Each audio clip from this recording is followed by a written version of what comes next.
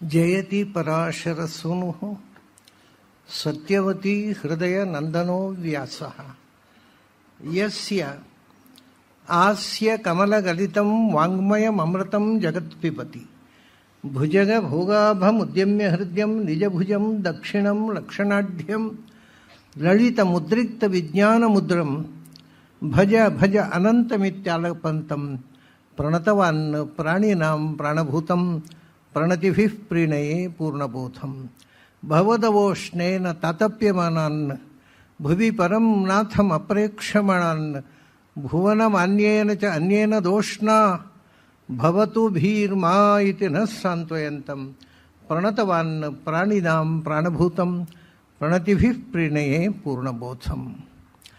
ನನ್ನ ಪ್ರೀತಿಯ ಅಧ್ಯಾತ್ಮ ಬಂಧುಗಳೇ, ಕುಡ್ಗೆಯವರು ಹೇಳಿದ ಹಾಗೆ ನಾನು 8 ತಿಂಗಳಾಯಿತು ಮನೆಯಲ್ಲಿ ಟ್ರೀಟ್ಮೆಂಟ್ ತಗೊಂಡು ಮನೆಯಲ್ಲೇ ಇದ್ದೆ, ಎಲ್ಲಿಗೂ ಹೋಗಿಲ್ಲ.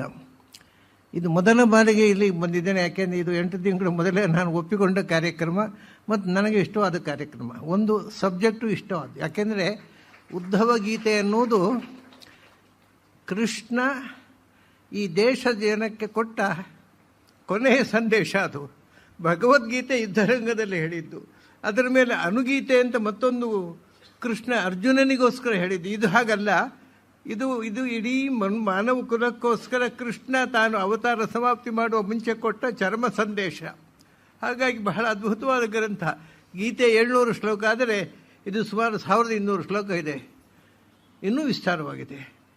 ಅದು ಅತ್ಯದ್ಭುತವಾಗಿರತಕ್ಕಂಥ ಕೃಷ್ಣನ ಸಂದೇಶ. ಅದಕ್ಕೋಸ್ಕರ ಅದು ಬಹಳ ಪ್ರಿಯವಾದಂಥ ಒಂದು ವಿಷಯ. ಆಮೇಲೆ ನಾನು ಹೇಳಿದ್ದಾರೆ, ಲಬ್ಧಸ್ಯ ವಾಕ್ಯ ನಿಷ್ಪಂದ ನಿಶ್ಯಂದ ನಿಷ್ಪೇಷ ನಿಗುಷೋ ಜನ ಅಂತ ಬಹುಭೂತಿ ಹೇಳ್ತಾನೆ. ನಾನು ಬರೆದ ನಾಟಕವನ್ನು ನೋಡಿ ಸಂತೋಷ ಪಡುವಂಥ ಜನ ನನಗೆ ಸಿಕ್ಕಿದ್ದಾರೆ ಅಂತ. ಹಾಗೆ ನೀವು ಈ ಅಧ್ಯಾತ್ಮದ ವಿದ್ಯೆಯನ್ನು ಕೇಳಿ ಸಂತೋಷ ಪಡ್ತಕ್ಕಂಥ ನೀವೆಲ್ಲ ನನಗೆ ಅಂಥ ಒಂದು ಶ್ರೋತೃವೃಂದ, ಪ್ರೀತಿಯ ಶ್ರೋತೃವೃಂದ ಸಿಕ್ಕಿದೆ, ಪ್ಲ್ಯಾಟ್ಫಾರ್ಮ್ ಸಿಕ್ಕಿದೆ, ಗೋಖಲೆ ಇನ್ಸ್ಟಿಟ್ಯೂಟು. ನನಗೆ ಪ್ರಿಯವಾದ ಸಬ್ಜೆಕ್ಟ್ ಇದೆ. ಹಾಗಾಗಿ ನಾನು ನನ್ನ ಅನಾರೋಗ್ಯವನ್ನು ಅಲಕ್ಷಿಸಿ ಇಲ್ಲಿ ತನಕ ಬಂದಿದ್ದೇನೆ. ನಾವು ಗೋಖಲೆ ಇನ್ಸ್ಟಿಟ್ಯೂಟ್ನಲ್ಲಿ ಇಂಥ ಕಾರ್ಯಕ್ರಮಗಳು ಪದೇ ಪದೇ ನಡೀತಾ ಇರುವುದರಿಂದ ನಮಗೂ ಒಂದು ಹೊಸ ಉತ್ಸಾಹ ಬರುತ್ತೆ, ಹೊಸ ಯೌವನ ಬರುತ್ತೆ. ಈ ವಿಷಯದ ಬಗ್ಗೆ ಹಿನ್ನೆಲೆ ಹೇಳಬೇಕು ನಾನು. ಏನಾಗುತ್ತೆ ಅಂದರೆ, ಇದು ಸುಮಾರು ದ್ವಾಪರ ಯುಗ ಮುಗಿದು ಕಲಿಯುಗ ಪ್ರಾರಂಭ ಆದಾಗ ನಡೆದ ಘಟನೆ. ಕೃಷ್ಣನಿಗೆ ಆವಾಗ 80 ವರ್ಷ ವಯಸ್ಸು. 80 ವರ್ಷ ವಯಸ್ಸು. ಕೃಷ್ಣ ದ್ವಾರಕೆಯಲ್ಲಿ ಇದ್ದಾನೆ. ಆಗ ಏನಾಗ್ತಾನೆ, ಒಮ್ಮೆ ಈ ಕೃಷ್ಣನನ್ನು ನೋಡಲಿಕ್ಕೆ ಅಂತ ಋಷಿಗಳೆಲ್ಲ ಬರ್ತಾರೆ. ನಾರದರು, ವಸಿಷ್ಠರು, ವಿಶ್ವಾಮಿತ್ರರು, ಅತ್ರಿ, ಇವೆಲ್ಲ ಮಹರ್ಷಿಗಳು ಕೃಷ್ಣನ ದರ್ಶನಕ್ಕೆ ಅಂತ ಬರ್ತಾರೆ. ಬಂದಾಗ ನೋಡಿ ಎಂಥ ವಿಚಿತ್ರ ಅಂತ, ಅಲ್ಲಿ ಯಾದವರಿದ್ದಾರಲ್ಲ ಅವರೆಲ್ಲ ಕೃಷ್ಣನ ಒಟ್ಟಿಗೆ ಇದ್ದು ಕೃಷ್ಣನಿಂದ ಅಧ್ಯಾತ್ಮದ ಸಂಸ್ಕಾರ ಪಡೆದವರು, ಕೃಷ್ಣನ ಸನ್ನಿಧಾನದಲ್ಲಿ ಬೆಳೆದವರು.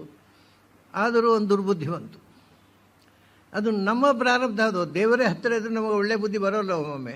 2 ಕಾರಣಗಳು. ಒಂದು, ಅವರು ಸ್ವತಃ ದೇವಾಂಶ ಸಂಭೂತರು ಯಾದವರೆಲ್ಲ, ಕೃಷ್ಣನ ಜೊತೆಗೆ ಇದ್ದವರು. ಆದರೂ ಕೂಡ ಅವರಿಗೊಂದು ಕೆಟ್ಟ ಬುದ್ಧಿವಂತು. ಈ ಋಷಿಗಳೆಲ್ಲ ಬಂದಿದ್ದಾರಲ್ವ, ಈ ಋಷಿಗಳನ್ನು ಪರೀಕ್ಷೆ ಮಾಡಬೇಕು ಅಂತ ಎಂದೂ ಮಾಡಿದವರಲ್ಲ. ಅದು ಒಂದು ಕಲಿಯುಗ ಪ್ರಾರಂಭ ಆಗಿತ್ತು. ಧರ್ಮರಾಜ ರಾಜ್ಯಭಾರ ಪ್ರಾರಂಭ ಮಾಡಿದ್ದೇ ಕಲಿಯುಗದಲ್ಲಿ, ಇದೇ ಕಲಿಯುಗದಲ್ಲಿ. ಕೆಲವು ಮಹಾಭಾರತ ಯುದ್ಧ ನಡೆದದ್ದು ದ್ವಾಪರದಲ್ಲಿ, ರಾಜ್ಯಭಾರ ಮಾಡಿದ್ದು ಕಲಿಯುಗದಲ್ಲಿ. ಹಾಗಾಗಿ ಕಲಿಯುಗ ಬಂದುಬಿಟ್ಟಿದೆ. ಕಲಿಯ ಪ್ರಭಾವ ಒಂದು ಕಡೆ ಅವ್ರದ್ದು ಏನೋ ಒಂದು ಕೃಷ್ಣನ ಒಟ್ಟಿಗೆ ನಾವಿದ್ದೇನೋ ಅಹಂಕಾರದಿಂದ ಬಂದ ದುರ್ಬುದ್ಧಿ ಎಲ್ಲ ಒಟ್ಟಾಗಿ ಆ ಋಷಿಗಳನ್ನು ಪರೀಕ್ಷೆ ಮಾಡಬೇಕು ಅಂತ ಒಂದು ಆಲೋಚನೆ ಬಂತು ಅವರಿಗೆ. ಬಹಳ ವಿಚಿತ್ರ. ಋಷಿಗಳನ್ನು ಪರೀಕ್ಷೆ ಕೃಷ್ಣನ ಒಟ್ಟಿಗೆ ಬೆಳೆದವರಿಗೆ ಇಂಥ ಕೆಟ್ಟ ಬುದ್ಧಿ ಬರಬಾರ್ದಿತ್ತು. ಆದರೆ ಏನು ಮಾಡೋದು? ಇಚ್ಛೆ ಅದು ಹಾಗೆ ಅವರಿಗೆ ದುರ್ಬುದ್ಧಿ ಬರಬೇಕು ಅನ್ನೋದು ಕೃಷ್ಣನ ಇಚ್ಛೆ. ಏನು ಮಾಡಲಿಕ್ಕೆ ದುರ್ಬುದ್ಧಿ. ಏನು ದುರ್ಬುದ್ಧಿ ಅಂದರೆ ಕೃಷ್ಣನ ಹೆಂಡತಿ ಅಷ್ಟಮಹಿಷರಿಯಲ್ಲಿ ಜಾಂಬವತಿ ಅಂತ ಒಬ್ಬಳಿದ್ಲಲ್ಲ, ಆ ಜಾಂಬವತಿಯ ಮಗ ಸಾಂಬೋ ಜಾಂಬವತಿ ಸುತಃ ಅಂತ. ಅವ ತುಂಬ ಚಂದ ಅಂತೆ. ತುಂಬ ಚಂದ ಅಂದರೆ ಗಂಡಸರ ಹಾಗೆ ಚಂದ ಅಲ್ಲ, ಹುಡುಗಿಯರ ಹಾಗೆ ಚಂದ ನೋಡಲಿಕ್ಕೆ. ಅವನಿಗೆ ಸ್ತ್ರೀ ವೇಷ ಹಾಕಿದರೆ ಅವನು ಗಂಡೋ ಹೆಣ್ಣೋ ಗೊತ್ತಾಗ್ತಿರ್ಲಿಲ್ಲ. ಈ ನಮ್ಮ ಯಕ್ಷಗಾನದಲ್ಲಿ ಉಂಟು, ಈ ಸ್ತ್ರೀ ವೇಷ ಹಾಕುವವರು ಮತ್ತು ಕೃಷ್ಣನ ಪಾತ್ರ ಮಾಡೋರು ಒಂದೇ. ಅವರು ನೋಡಲಿಕ್ಕೆ ಅಂತಹ ಕೋಮಲ ಶರೀರ ಇರಬೇಕು, ಹೆಣ್ಣಿನ ಹಾಗೆ ತೇಟ.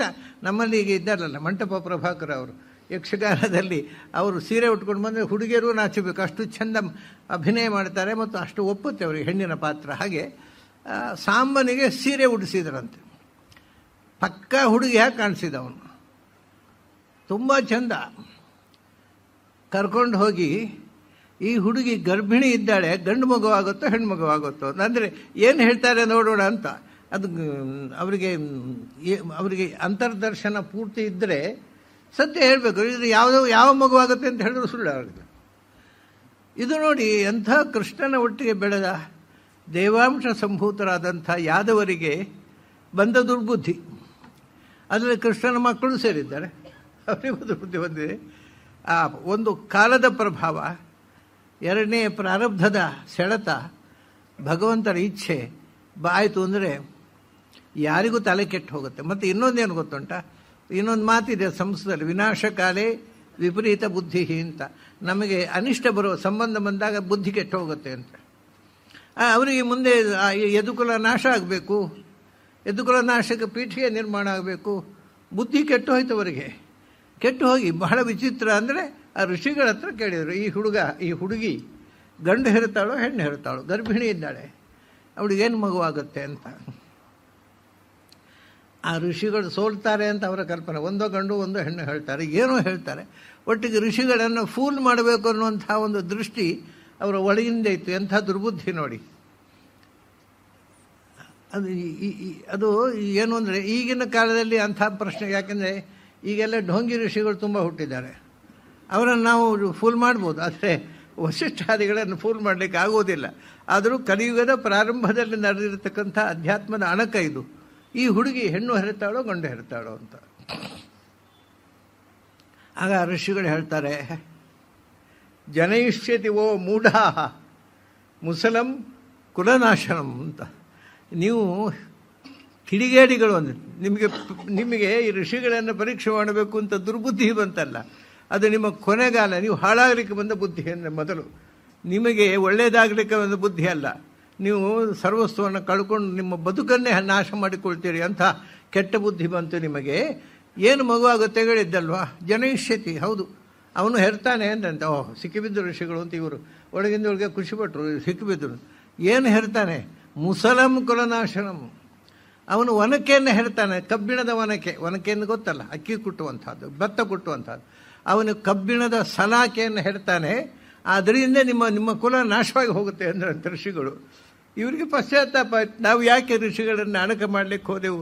ನಮ್ಮ ಸ್ವಂತ ಕಾಲುಬುಡಕ್ಕೆ ಬಂತಲ್ಲ ಆಪತ್ತು, ನಾವೇ ಆಪತ್ತನ್ನು ಕೈಯಾರ ತಂದುಕೊಂಡೆವಣ್ಣ ಅಂತ. ಮತ್ತೆ ಅತ್ತರು, ದುಃಖಪಟ್ಟರು. ಹೇಗೆ ಹೇಳುವುದು ಇದನ್ನು ಅಂತ. ಈಗ ಇದನ್ನು ಹೋಗಿ ಹೇಳಬೇಕಲ್ಲ, ಯಾರ ಹತ್ರ ಹೇಗೆ ಹೇಳುವುದು ಅಂತ ನಾಚಿಕೊಂಡ್ರು. ಏನು ಮಾಡಿದ್ರು ಕಾಲ ಮಿಂಚಿ ಹೋಗಿದೆ, ಅದನ್ನು ಮುಚ್ಚಿಕೊಳ್ಳಿಕ್ಕೆ ಆಗೋದಿಲ್ಲ, ಹೇಳಲೇಬೇಕು ಕಡೆಗೆ. ಆಗ ರಾಜನಾಗಿದ್ದವ ನೋಡಿ, ಕಂಸನ ತಂದೆ ಉಗ್ರಸೇನ, ನಿಮ್ಗೆ ಗೊತ್ತಿದೆ.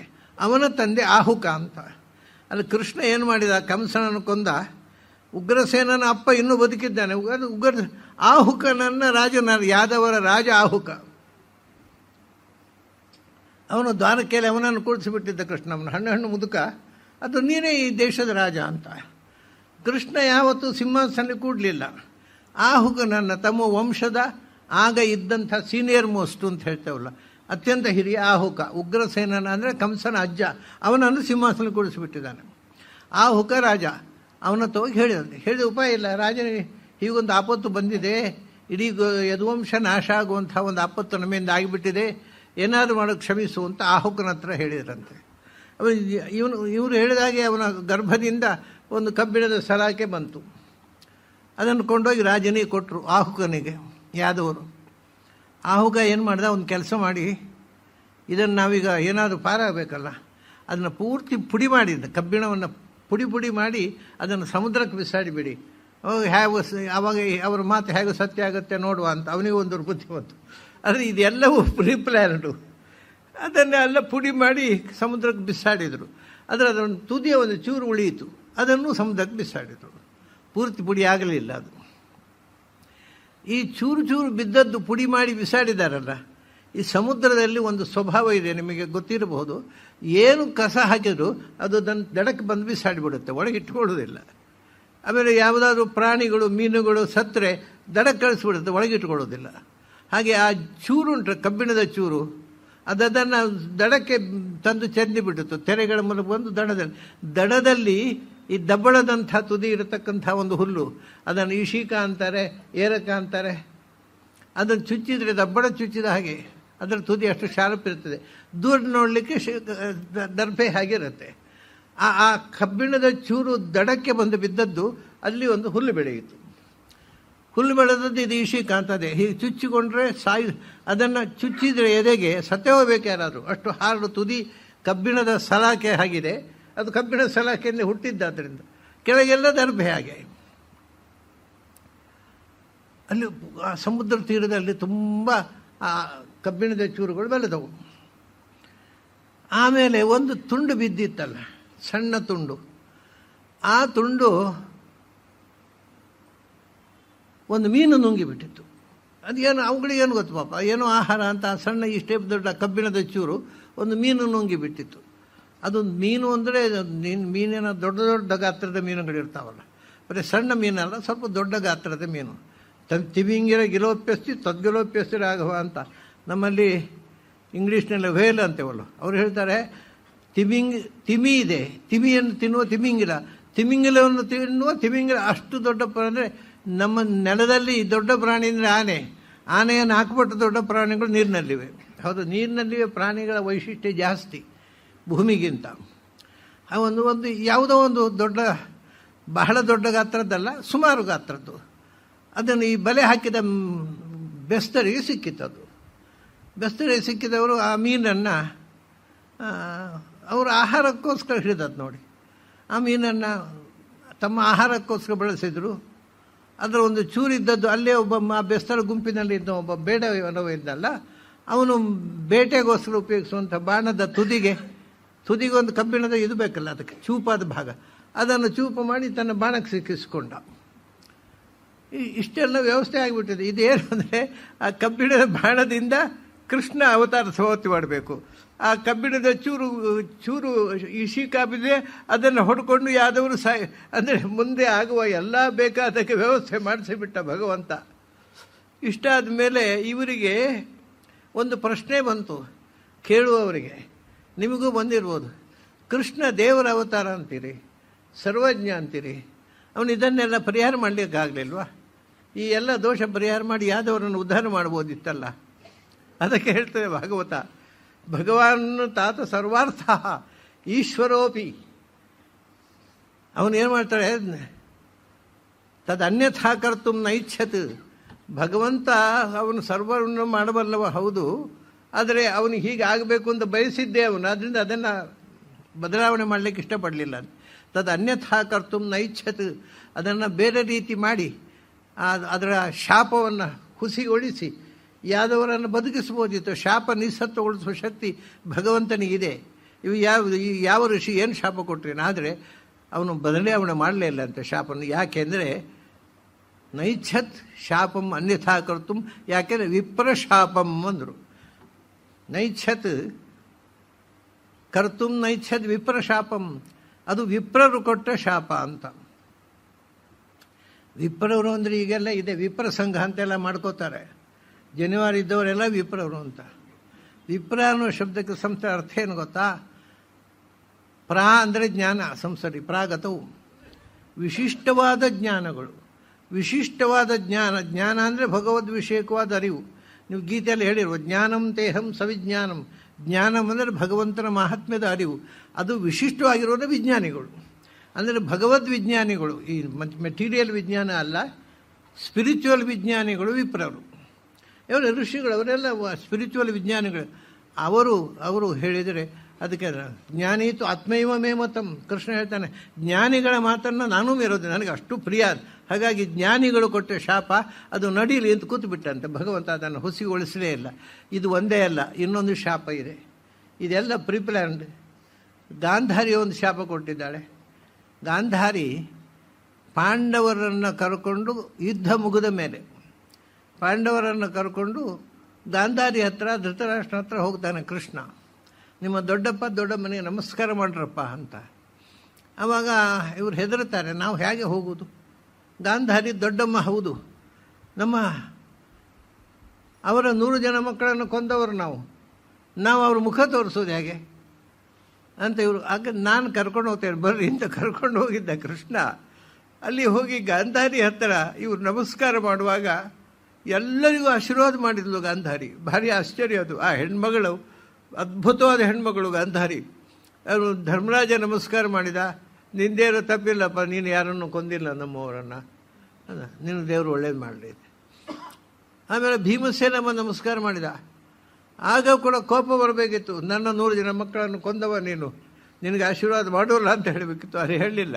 ಅವಳು ಹೇಳಿದ್ದು, ಅಲ್ಲಪ್ಪ ನನ್ನ ಮಕ್ಕಳು ತಪ್ಪು ಮಾಡಿದ್ದಾರೆ, ನಿನ್ನ ಬೇಕು ಅಂತ ಕಾಲು ಕೆದಕಿ ಬಂದರು, ನಿನ್ನ ಯುದ್ಧ ಮಾಡಿದ್ರು, ಸತ್ತರು, ನಿಂದೇನು ತಪ್ಪಿಲ್ಲ. ಆದರೆ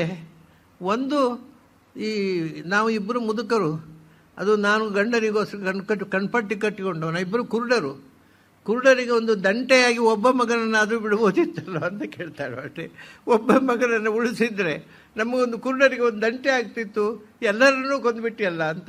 ಎಂಥ ಉದ್ಗಾರ ನೋಡಿ ಆ ತಾಯಿದ್ದು. ಅದಕ್ಕೆ ಭೀಮಸೇನ ಹೇಳ್ತಾನೆ, ನಾನು ಬೇಕು ಅಂತ ಯಾರನ್ನೂ ಕೊಲ್ಲಲಿಲ್ಲ. ಕಾಲು ಕೆದಕಿ ಬಂದಾಗ ಪ್ರತಿ ಯುದ್ಧ ಮಾಡೋದು ಕರ್ತವ್ಯ ಈ ಕ್ಷತ್ರಿಯರದ್ದು. ಯುದ್ಧ ಮಾಡಿದೆ, ಅವರು ದುರ್ಬಲರಿದ್ದರು, ಸತ್ರು, ನಾ ಏನು ಮಾಡಲಿ ತಾಯಿ ಅಂತ. ಆಗ ಅವಳು ಕೇಳ್ತಾಳೆ, ಒಂದು ಸಂಶಯ ಇದೆ ಮಗು ನನಗೆ. ಏನು? ದುಶ್ಯಾಸನನ ಎದೆ ಬಗೆದು ಆ ನೆತ್ತರನ್ನು ಕುಡಿದೆಯಂತೆ, ನೀನು ಅದು ಮಾಡಬೇಕಿತ್ತ? ಅವನು ಸಾಯಿಸಿದೆ, ಹೋಗಲಿ. ಆ ನೆತ್ತರು, ಬಸಿದ ನೆತ್ತರನ್ನು ಕುಡಿಯೋದು ಅದು ಅಮಾನುಷ ಅಲ್ವಾ, ರಾಕ್ಷಸೀ ಕೃತ್ಯ ಅಲ್ವಾ? ಯಾಕೆ ಮಾಡಿದೆ ಮಗು ಹಾಗೆ ಅಂತ. ಅದು ಸಮಾಧಾನ, ಯಾಕೆ ಹಾಗೆ ಮಾಡಿದಿ ನೀನು ಅಂತ. ಅದಕ್ಕೆ ಭೀಮಸ ಹೇಳ್ತಾರೆ, ತಾಯಿ ನಾನು ನೆತ್ತರು ಕುಡಿಲೇ ಇಲ್ಲ. ಮತ್ತು ಅದು ಒಂದು ಯುದ್ಧದ ಟೆಕ್ನಿಕ್ಕು. ಅವನು ಎದೆಯಿಂದ ನೆತ್ತರು ಬಸೀತಾ ಇತ್ತು. ನಾನು ಬೊಗಸ ಹಿಡಿದು ಬಾಯಿ ಹತ್ತಿರ ಹಿಡಿದೆ. ಅದನ್ನು ನೋಡಿ ಕರ್ಣಾದಿಗಳು ಮೂರ್ಛೆ ಹೋದರು. ಎದುರಿನವರನ್ನು ಗಾಬರಿ ಮಾಡೋದಕ್ಕೋಸ್ಕರ ನಾನು ಮಾಡಿದ ಟೆಕ್ನಿಕ್ ಹೊರತು ನನ್ನ ಬಾಯಿಗೆ ಒಂದು ಹನಿ ದಂತಾಂತರಂ ನ ಪ್ರವಿವೇಶ ರಕ್ತಂ, ನನ್ನ ಹಲ್ಲಿನ ಒಂದು ತುದಿ ಕೂಡ ನಾನು ನೆತ್ತರು ಮುಟ್ಟಿಸಲಿಲ್ಲ. ಸುಮ್ಮನೆ ಹೆದರಿಕೆ ಹುಟ್ಟಿಸುವುದಕ್ಕೂ ಎದುರಾಳಿಗಳು ಗಾಬರಿಯಾಗಿ ತಲೆ ತಿರುಗಿ ಬಿದ್ದರು. ಆ ದೃಶ್ಯ ನೋಡಿ, ಅದೊಂದು ಯುದ್ಧದ ತಂತ್ರ ತಾಯಿ. ನಾನು ಅವನು ಕೊಳ್ಳಿ. ಹಾಗಾದ್ರೆ ದೇವರು ಒಳ್ಳೇದು ಮಾಡಲಿದ್ದು, ನಿನ್ನಿಂದ ಏನೂ ತಪ್ಪಿಲ್ಲ, ಒಳ್ಳೇದು ಮಾಡಲಿ. ಈಗ ಎಲ್ಲರಿಗೂ ಆಶೀರ್ವಾದ ಮಾಡಲಿಲ್ಲ ಪಾಂಡವರಿಗೆ. ಹೆತ್ತ ತಾಯಿಯನ್ನು ಏನು ಮಾಡಿದ್ರು ಅವನು ಸುಮ್ಮನೆ ಬಿಡಲಿಲ್ಲ. ಅವ ಕಡೆಗೆ ಹೇಳಿದ್ಲು, ಈ 5 ಜನ ಮಕ್ಕಳು ಏನೂ ಮಾಡಲಿಲ್ಲ, ಎಲ್ಲ ಮಾಡಿದ್ದು ನೀನು. ಓದಲು ಕೃಷ್ಣನ ಮೇಲೆ ನೀನು ಮಾಡಿದ್ದು ಎಲ್ಲ. ಮಹಾಭಾರತದ ಒಂದು ಕಡೆ ಬರುತ್ತೆ, 18 ದಿನದಲ್ಲಿ 18 ಅಕ್ಷೋಹಿಣಿಯನ್ನು ಮಣ್ಣು ಮುಕ್ಕಿಸಿದ ಕೃಷ್ಣನಿಗೆ ನಮಸ್ಕಾರ ಅಂತ. ಹಾಗೆ ನೀವು 18 ಅಕ್ಷೋಹಿಣಿಯನ್ನು ಕೊಲ್ಲಿಸಿದವನು ನೀನು ಸೂತ್ರಧಾರ. ಆದ್ದರಿಂದ ನಿನ್ನದು ತಪ್ಪು, ಇವ್ರದ್ದೇನು ತಪ್ಪಿಲ್ಲ ಅಂತ ಅಂದ್ಬಿಡ್ತಾಳೆ. ಕೃಷ್ಣ ಮಾತಾಡೋದಿಲ್ಲ. ಅದು ನಿನಗೊಂದು ಶಾಪ ಕೊಡ್ತೇನೆ ಅಂತಾಳೆ. ಅದು ಒಂದು ಶಾಪ ಉಂಟಲ್ಲಿ. ಅವಳದ್ದು ಶಾಪ ಮೊದಲು ಏನು, ನನ್ನ ವಂಶವನ್ನು ಎಲ್ಲರನ್ನು ಕೊಂದು ನಿರ್ವಂಶ ಮಾಡಿದೆಯಲ್ಲ, 100 ಜನ ಮಕ್ಕಳನ್ನು ಕೊಂದು, ಯಾರೂ ಇಲ್ಲ, ಅವ್ರ ಮಕ್ಕಳು ಮೊಮ್ಮಕ್ಕಳು ಎಲ್ಲ ಸತ್ರು. ಹಾಗೇ ನಿನ್ನ ವಂಶ ನಿನ್ನ ಕಣ್ಣೆದುರೇ ನಿರ್ವಂಶವಾಗಲಿ ಅಂತ ಶಾಪ ಕೊಟ್ಟಳು. ಅದೊಂದು ಶಾಪ ಇದೆ ಯಾದವರಿಗೆ. ಕೃಷ್ಣ ಅವಾಗ ಹೇಳ್ತಾನೆ ಗೊತ್ತಾ, ತಾಯಿ ದೊಡ್ಡ ಉಪಕಾರ ಆಯಿತು ಅಂದ. ಸಿಟ್ಟು ಬರಬೇಕಲ್ಲ, ನೀವು ಹಾಗೆ ಶಾಪ ಕೊಡೋದಂದ್ರೆ ನಾನೇನು ಮಾಡಿದ್ದೇನೆ ಕೇಳಲಿಲ್ಲ. ತಾಯಿ ದೊಡ್ಡ ಉಪಕಾರ ಆಯಿತು ಅಂತ. ಯಾಕಪ್ಪ ಶಾಪ ಕೊಟ್ಟಿದ್ದೇನೆ ದೊಡ್ಡ ಉಪಕಾರ ಆಯಿತು ಅಂತೆಲ್ಲ? ಅಲ್ಲ, ನಾವು ಯಾದವರು ಏನು ಬಂದಿದ್ದರು, ಅವರು ಬಂದ ದೇವ ಕಾರ್ಯ ಮುಗಿಯಿತು, ಇದನ್ನು ಕಳಿಸೋದೇ ಹಾಗೆ ಅಂತ ಯೋಚನೆ ಹೇಳಿದ್ದೆ, ನೀನು ವ್ಯವಸ್ಥೆ ಮಾಡಿಬಿಟ್ಟೆ ಅಂತ. ಅವರು ಸಾಯುವುದಕ್ಕೆ ಇನ್ನೇನು ಮಾಡೋದು ಅಂತ ನಾನು ಯೋಚನೆ ಇದ್ದಾಗ ನೀನು ವ್ಯವಸ್ಥೆ ಮಾಡಿಬಿಟ್ಟೆ, ದೊಡ್ಡ ಉಪಕಾರ ಆಯ್ತು ನನಗೆ ಅಂತಾನೆ ಕೃಷ್ಣ. ಹೀಗೆ ಅಲ್ಲೊಂದು ಶಾಪ ಇದೆ, ಇಲ್ಲಿ ಋಷಿಗಳ ಶಾಪ. ಇದು ಎಲ್ಲವನ್ನು ಈ ಶಾಪ ಈಡೇರಿಸಬೇಕು. ಅದನ್ನು ಹುಸಿಗೊಳಿಸಬಾರದು ಅಂತ ಸಮರ್ಥನಾಗಿದ್ದರೂ ಕೃಷ್ಣ ತಟಸ್ಥನಾಗಿ ಕೂತು ಬಿಟ್ಟ ಅಂತೇಳಿ. ಈಶ್ವರೋಪಿ ತದನ್ಯಥಾ ಕರ್ತು ನೈಚ್ಛತ್, ಅವನು ಸ್ವತಃ ಸರ್ವಸಮರ್ಥನಾದರೂ ಕೂಡ ಅನ್ಯಥಾ ಕರ್ತು ನೈಚ್ಛತ್. ಅದನ್ನು ಶಾಪವನ್ನು ಬದಲಿಸಿ, ಯಾಕೆಂದರೆ ಅದಕ್ಕೊಂದು ವಿಶೇಷಣೆ ಹೇಳ್ತಾರೆ, ಕಾಲರೂಪಿ ಅನ್ನೋ ಮೋದತ, ಅವನು ಬಂದದ್ದೇ ಕಾಲರೂಪಿಯಾಗಿ. ಕಾಲ ಅಂದರೆ ಸಂಹಾರ ಶಕ್ತಿ. ಯಾವುದು ಕಾಲೋಸ್ಮಿ ಲೋಕಕ್ಷಯಕೃತ ಗೀತೆಯಲ್ಲಿ ಬರ್ತದೆ. ಲೋಕ ಸಂಹಾರಕ್ಕೋಸ್ಕರ ನಾನು ಕಾಲರೂಪಿಯಾಗಿ ಬಂದಿದ್ದೇನೆ. ಹಾಗಾಗಿ ಸಂಹಾರ ಅನ್ನೋದು ನನ್ನ ಅವತಾರದ ಉದ್ದೇಶಗಳಲ್ಲಿ ಒಂದು ಅಂತ. ಆದ್ದರಿಂದ ಅನ್ನೋಮೋದತ, ಕೃಷ್ಣ ಒಪ್ಕೊಂಡ್ಬಿಟ್ಟ ಆ ಶಾಪವನ್ನು. ಆಯಿತು, ಇಷ್ಟೆಲ್ಲ ನಡೆದಿತ್ತಲ್ಲ. ಇಷ್ಟಾಗಿ ಬಹಳ ವರ್ಷ ಆಯಿತು. ಸುಮಾರು ವರ್ಷಗಳ ನಂತರ ಒಂದು ಸರ್ತಿ ಇದೆಲ್ಲ ಈ ವ್ಯವಸ್ಥೆ ಆಗಿದೆ ನೋಡಿ, ಅಲ್ಲಿ ಆ ಗಿಡಗಳು ಬೆಳೆದಿದ್ದಾವೆ, ಇವನು ಬಾಣ ಮಾಡಿ ಇಟ್ಟುಕೊಂಡಿದ್ದಾನೆ, ಎಲ್ಲ ಆಗಿದೆ. ಇನ್ನು ಅವತಾರ ಸಮಾಪ್ತಿಗೆ ಎಲ್ಲ ಪೂರ್ವ ಸಿದ್ಧತೆ ಮಾಡಿಸಿಬಿಟ್ಟಿದ್ದಾನೆ ಕೃಷ್ಣ. ಅಷ್ಟರಲ್ಲಿ ಏನಾಗಿದೆ ಅಂದರೆ, ದೇವತೆಗಳೆಲ್ಲ ಹೋಗಿ ಬ್ರಹ್ಮದೇವರ ಹತ್ರ ಕೇಳಿಕೊಂಡ್ರತ್ತೆ, ಚತುರ್ಮುಖನ ಹತ್ರ. ಏನು ಅಂದರೆ, ಭಗವಂತ ನಮ್ಮ ಪ್ರಾರ್ಥನೆಯಂತೆ ಭೂಮಿಯ ಭಾರವನ್ನು ಇಳಿಸಲಿಕ್ಕೋಸ್ಕರ ಭೂಮಿಗೆ ಹೋಗಿದ್ದ, ಅದೆಲ್ಲ ಆಯಿತು, ಇನ್ನು ಭಗವಂತ ನಮ್ಮ ಬಳಿಗೆ ವಾಪಸ್ ಬರಲಿ ಅಂತ. ಅದಕ್ಕೆ ಬ್ರಹ್ಮದೇವರು ಆಯಿತು, ನಾನು ಕೇಳಿಕೊಳ್ತೇನೆ ಭಗವಂತನ ಹತ್ರ ಅಂತ ಬಂದು ಭಗವಂತನ ಹತ್ರ ಒಂದು ಮಾತು ಹೇಳ್ತಾರೆ. ಯದುವಂಶೇ ಅವತೀರ್ಣಸ್ಯ ಭವತಃ ಪುರುಷೋತ್ತಮ ಶರಚ್ಛತಂ ಸಮೀಧ್ಯಾಯ ಪಂಚವಿಂಶಾಧಿಕಂ ಪ್ರಭು ಅಂತ.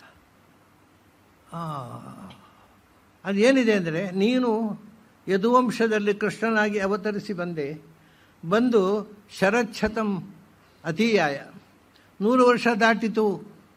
ಅಷ್ಟೇ ಅಲ್ಲ, ಮತ್ತೂ 25 ಆಯಿತು ಅಂತ. ವಿಚಿತ್ರ ಇದು. 100 ದಾಟಿ ಮತ್ತೆ 25 ಆಯಿತು. ಪಂಚವಿಂಶ ಅಧಿಕಂ, 100 ಆಯಿತು, 125 ಆಯಿತು. ನೋಡಿ, ಇದು ಪುರಾಣ ಭಾಷೆ. ನಾವು ಪುರಾಣವನ್ನು ಡಿಕ್ಷನರಿ ನೋಡಿ ಅರ್ಥ ಮಾಡಲಿಕ್ಕೆ ಬರೋದಿಲ್ಲ. ಬಹಳ ಜನ ಇವತ್ತು ತೊಂದರೆ ಆಗ್ತಾ ಇರೋದು ಡಿಕ್ಷನರಿ ನೋಡಿ, ಲೆಕ್ಸಿಕನ್ ಮೀನಿಂಗನ್ನು ಪುರಾಣ. ಅದು 20 ಆಯಿತು, ಮತ್ತು 25 ಆಯಿತು, ಪಂಚವಿಂಶಾಧಿಕಂ. ಇದರಿಂದಾಗಿ ಕೃಷ್ಣ 125 ವರ್ಷ ಭೂಮಿಯಲ್ಲಿದ್ದ ಅಂತ ಎಷ್ಟೋ ಜನ ಬರೆದಿದ್ದಾರೆ. ಸಂಸ್ಕೃತ ವಿದ್ವಾಂಸರು ಬರೆದಿದ್ದಾರೆ, ಕನ್ನಡದಲ್ಲೂ ಬರೆದಿದ್ದಾರೆ. ಆದರೆ ಕೃಷ್ಣ 125 ವರ್ಷ ಇರಲಿಲ್ಲ. ಯಾಕೆಂದರೆ, ನಿಮಗೆ ಒಂದು ಸಣ್ಣ ಲಾಜಿಕ್ ಹೇಳ್ತೇನೆ ನಾನು. ಕೃಷ್ಣ ಅವತಾರ ಸಮಾಪ್ತಿ ಮಾಡಿದ ಮೇಲೆ ಪಾಂಡವರು ದೇಹತ್ಯಾಗ ಮಾಡಿದ್ದು. ಕೃಷ್ಣನ ಅವತಾರ ಸಮಾಪ್ತಿಯ ಸುದ್ದಿ ಬಂದ ಮೇಲೆ ಧರ್ಮರಾಜ ಪಾಂಡವರು ದೇಹತ್ಯಾಗ ಮಾಡಿ ಉತ್ತರಾಪಥದಲ್ಲಿ ಹೋದದ್ದು. ಧರ್ಮರಾಜನಿಗಿಂತ ಮೊದಲು ಕೃಷ್ಣ ದೇಹತ್ಯಾಗ ಮಾಡಿದ್ದಾನೆ. ಧರ್ಮರಾಜ ದೇಹತ್ಯಾಗ ಮಾಡುವಾಗ ಅವನಿಗೆ 108 ವರ್ಷ, ಮತ್ತು ಕೃಷ್ಣ 125 ಆಗುವುದು ಹೇಗೆ? ಇದೆಲ್ಲ ಈ ಗಣಿತದ ಲೆಕ್ಕ ಒಟ್ಟಿಗೆ ಪುರಾಣ ಹೇಳುವಾಗ ಹೇಳಿಬಿಡೋದಷ್ಟು. ಅದನ್ನು ಯಾರು ಲೆಕ್ಕ ಮಾಡಲಿಕ್ಕೆ ಹೋಗ್ತಾರೆ? ಅದೆಲ್ಲ ದೇವರ ವಿಷಯ, ಲೆಕ್ಕ ಮಾಡಬಾರ್ದು ಅಂತ ಕೂತ್ಕೊಳ್ಳೋರೇ ಜಾಸ್ತಿ. ಅದನ್ನು ಹಾಗಾಗಿ ಈ ಶ್ಲೋಕಕ್ಕೆ 125 ಅಂತ ಅರ್ಥ ಅಲ್ಲ. ಮತ್ತೇನರ್ಥ? ಅದು ಬೇರೆ ಪುರಾಣ ನೋಡಬೇಕು. ಬೇರೆ ಪುರಾಣ ಏನು? ಬೇರೆ ಪುರಾಣದಲ್ಲಿ ಉಂಟು. ವತ್ಸರಾಣಾಂ ಶತಂಚೈವ ಋತೂನಾಂ ಪಂಚವಿಂಶಕಂ. 100 ವರ್ಷ ಮತ್ತು 25 ಋತುಗಳು ಅಂತ, ವರ್ಷಗಳಲ್ಲ. ಬೇರೆ ಪುರಾಣದಲ್ಲಿ ವ್ಯಾಸರೇ ಬರೆದಿದ್ದಾರೆ. ವತ್ಸರಾಣಾಂ ಶತಂಚೈವ ಋತೂನಾಂ ಹೀಗೆ ನಾವು ಅನೇಕ ಪುರಾಣಗಳನ್ನು ಓದಿ ಒಂದು ಪುರಾಣಕ್ಕೆ ಅರ್ಥ ಮಾಡಬೇಕು. ಒಂದು ಕಡೆ ಹೇಳಿ ಅದು ಪುರಾಣದ ಸ್ಟೈಲು. ಬೇಕು ಅಂತ ಗುಟ್ಟಾಗಿ ಹೇಳುವುದು, ನಿಗೂಢವಾಗಿ. ಅದಕ್ಕೆ ಗುಹ್ಯ ಭಾಷೆ ಅಂತಾರೆ. ಪುರಾಣದಲ್ಲಿ ಕನ್ಫ್ಯೂಷನ್ ಆಗಲಿ, ಅಜ್ಞಾನಿಗಳಿಗೆ ಕನ್ಫ್ಯೂಷನ್ ಆಗಲಿ ಅಂತ ಗುಹ್ಯ ಭಾಷೆಯಲ್ಲಿ ಹೇಳ್ತಾರೆ. ಹಾಗಾಗಿ 25 ಆಯಿತು ಅಂತ ಏನು ಅಂತ ಹೇಳೋದೇ ಇಲ್ಲ ಇಲ್ಲಿ. ಬೇರೆ ಪುರಾಣದಲ್ಲಿ ಋತೂನಾಂ ಪಂಚವಿಂಶಕಂ, 100 ವರ್ಷ ಮತ್ತು 25 ಋತುಗಳು. 25 ಋತು ಅಂದರೆ 50 ತಿಂಗಳು ಆಯಿತು. ಒಂದು ಋತು ಅಂದರೆ 2 ತಿಂಗಳು ಮುಗುತ್ತಿದೆ, ಅಂದರೆ 4 ವರ್ಷ 2 ತಿಂಗಳು. ಹಾಗಾದರೆ ಅವರು ಬಂದದ್ದು ಕೃಷ್ಣನ ಹತ್ರ ಬರುವಾಗ ಕೃಷ್ಣನಿಗೆ 104 ವರ್ಷ 2 ತಿಂಗಳು, 125 ವರ್ಷ ಅಲ್ಲ. ತಕ್ಷಣ ಕೃಷ್ಣ ಅವತಾರ ಸಮಾಪ್ತಿ ಮಾಡಲಿಲ್ಲ. ಆಮೇಲೆ 4 ವರ್ಷ 2 ವರ್ಷ 4 ತಿಂಗಳಿದ್ದ. ಹಾಗಾದ್ರೆ ಎಷ್ಟಾಯಿತು? 104 ವರ್ಷ, ಇಲ್ಲಿ 4 ತಿಂಗಳು, ಆಮೇಲೆ 2 ತಿಂಗಳು. 104 ವರ್ಷ 2 ತಿಂಗಳು, ಆಮೇಲೆ 2 ವರ್ಷ, 106 ವರ್ಷ 2 ತಿಂಗಳು, ಮತ್ತೆ 4 ತಿಂಗಳು, 2 ವರ್ಷ. 106.5 ವರ್ಷ ಕೃಷ್ಣ ಭೂಮಿಯಲ್ಲಿದ್ದದ್ದು. 108 ವರ್ಷ ಧರ್ಮರಾಜ, 107 ವರ್ಷ ಭೀಮಸೇನ, 106.5 ವರ್ಷ ಕೃಷ್ಣ, 106 ವರ್ಷ ಅರ್ಜುನ. ಇವರು ಭೂಮಿಯಲ್ಲಿದ್ದದ್ದು. ಈ ಕರೆಕ್ಟ್ ಲೆಕ್ಕನ ಗೊತ್ತಿದ್ದರೆ 125 ಅಂತ ಅರ್ಥ ಮಾಡಲಿ ಬರೋದಿಲ್ಲ. ಇದಿಷ್ಟೆಲ್ಲ ಗೊತ್ತಾಗಬೇಕಾಗಿದೆ. ಒಂದು ಕನಿಷ್ಠ ನಮ್ಮ ಪಂಡಿತರಿಗೆ ಸಮಸ್ಯೆಯನ್ನು ಗೊತ್ತುಂಟು. ಅವರಿಗೆ ಸೈಕಾಲಜಿಯೂ ಗೊತ್ತಿಲ್ಲ, ಗಣಿತವೂ ಗೊತ್ತಿಲ್ಲ. ಈ ಗಣಿತ ಲೆಕ್ಕ ಮಾಡಲಿಕ್ಕೆ ಹೋಗಲಿಲ್ಲ, ಅವರು ವ್ಯಾಖ್ಯಾನ ಬರದೇ ಬಿಟ್ಟರು 120 ಅಂತ. ಹೀಗೆ ಮಾಡಿದರೆ ಅದರಿಂದ ನಮಗೆ ವೇದಾಂತಕ್ಕೆ ವೇದಾಂತ ಅನ್ನುವ ಪಕ್ಷಿ ಎತ್ತರಕ್ಕೇರಬೇಕಾದರೆ 2 ರೆಕ್ಕೆಗಳು ಬೇಕು. ಒಂದು ಮನಃಶಾಸ್ತ್ರ, ಒಂದು ಸಂಖ್ಯಾಶಾಸ್ತ್ರ. ಈ ಗಣಿತ ಮತ್ತು ಮನೋವಿಜ್ಞಾನ ಇಲ್ಲದೆ ವೇದಾಂತ ಓದಬಾರ್ದು. ನಮ್ಮಲ್ಲಿ ಎರಡೂ ಇಲ್ಲ, ಗಣಿತವೂ ಇಲ್ಲ, ಮನೋವಿಜ್ಞಾನವೂ ಇಲ್ಲ. ಮತ್ತು ವೇದಾಂತ ಹೇಗೆ ಅರ್ಥ ಆಗಬೇಕು? 104 ವರ್ಷ ಮತ್ತು 2 ಋತು 4 ತಿಂಗಳು.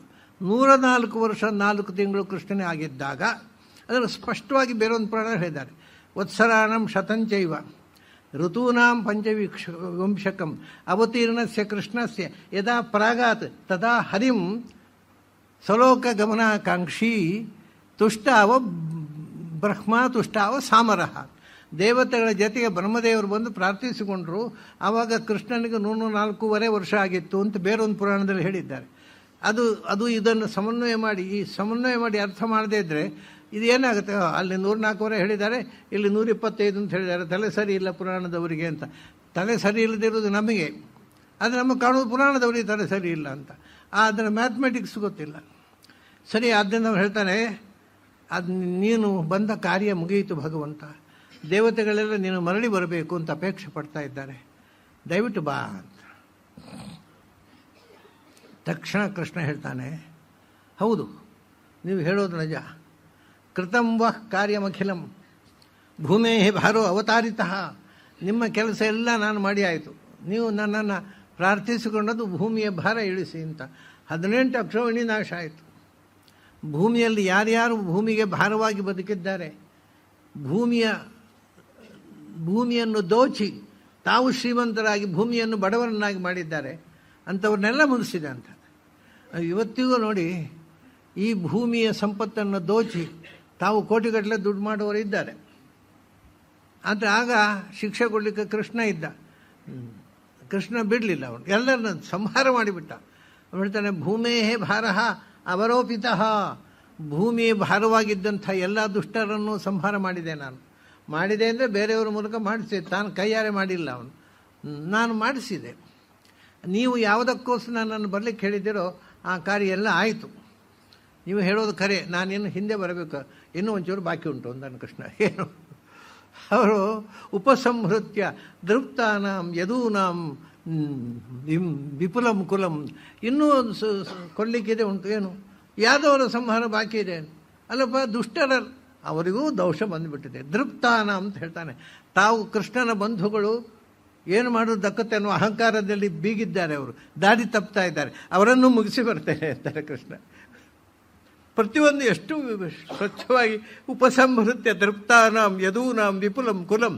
ಆಮೇಲೆ ಯಾಸ್ಯಾಮಿ ಭವನಂ ಬ್ರಹ್ಮನ್ ಏತದಂತೇತವಾನುಖ, ಅದು ಅವರನ್ನು ಕಳಿಸಿ ಆಮೇಲೆ ಬರ್ತೇನೆ ನಾನು. ಕೃಷ್ಣನ ಮಕ್ಕಳನ್ನು ಮೊಮ್ಮಕ್ಕಳನ್ನು ಎಲ್ಲರನ್ನು ಹೊಡೆದಾಡಿಕೊಂಡು ಸಾಯುವುದನ್ನು ನೋಡಿ ಕೃಷ್ಣ ದೇಹತ್ಯಾಗ ಮಾಡಿದ. ದೇಹತ್ಯಾಗ ಅಂದರೆ ಅವತಾರ ಸಮಾಪ್ತಿ. ಅದೆಲ್ಲ ಮುಗಿದ ಮೇಲೆ ಬರ್ತೇನೆ ಅಂತ. ಅದೇ ಮತ್ತೆ 4 ವರ್ಷ 2 ತಿಂಗಳು, ಅಲ್ಲ 2 ವರ್ಷ 4 ತಿಂಗಳು ಮತ್ತೆ ಇತ್ತು. ಇದು ಕೃಷ್ಣ ಅವತಾರದ ಭಾಗವತದ ಒಳತಿರುಳಿನ ಕಥೆ. ಇದು ಮೇಲೆ ಶ್ಲೋಕ ನೋಡೋರಿಗೆ ಇದೆಲ್ಲ ಯಾವುದೂ ಅರ್ಥ ಆಗೋದಿಲ್ಲ.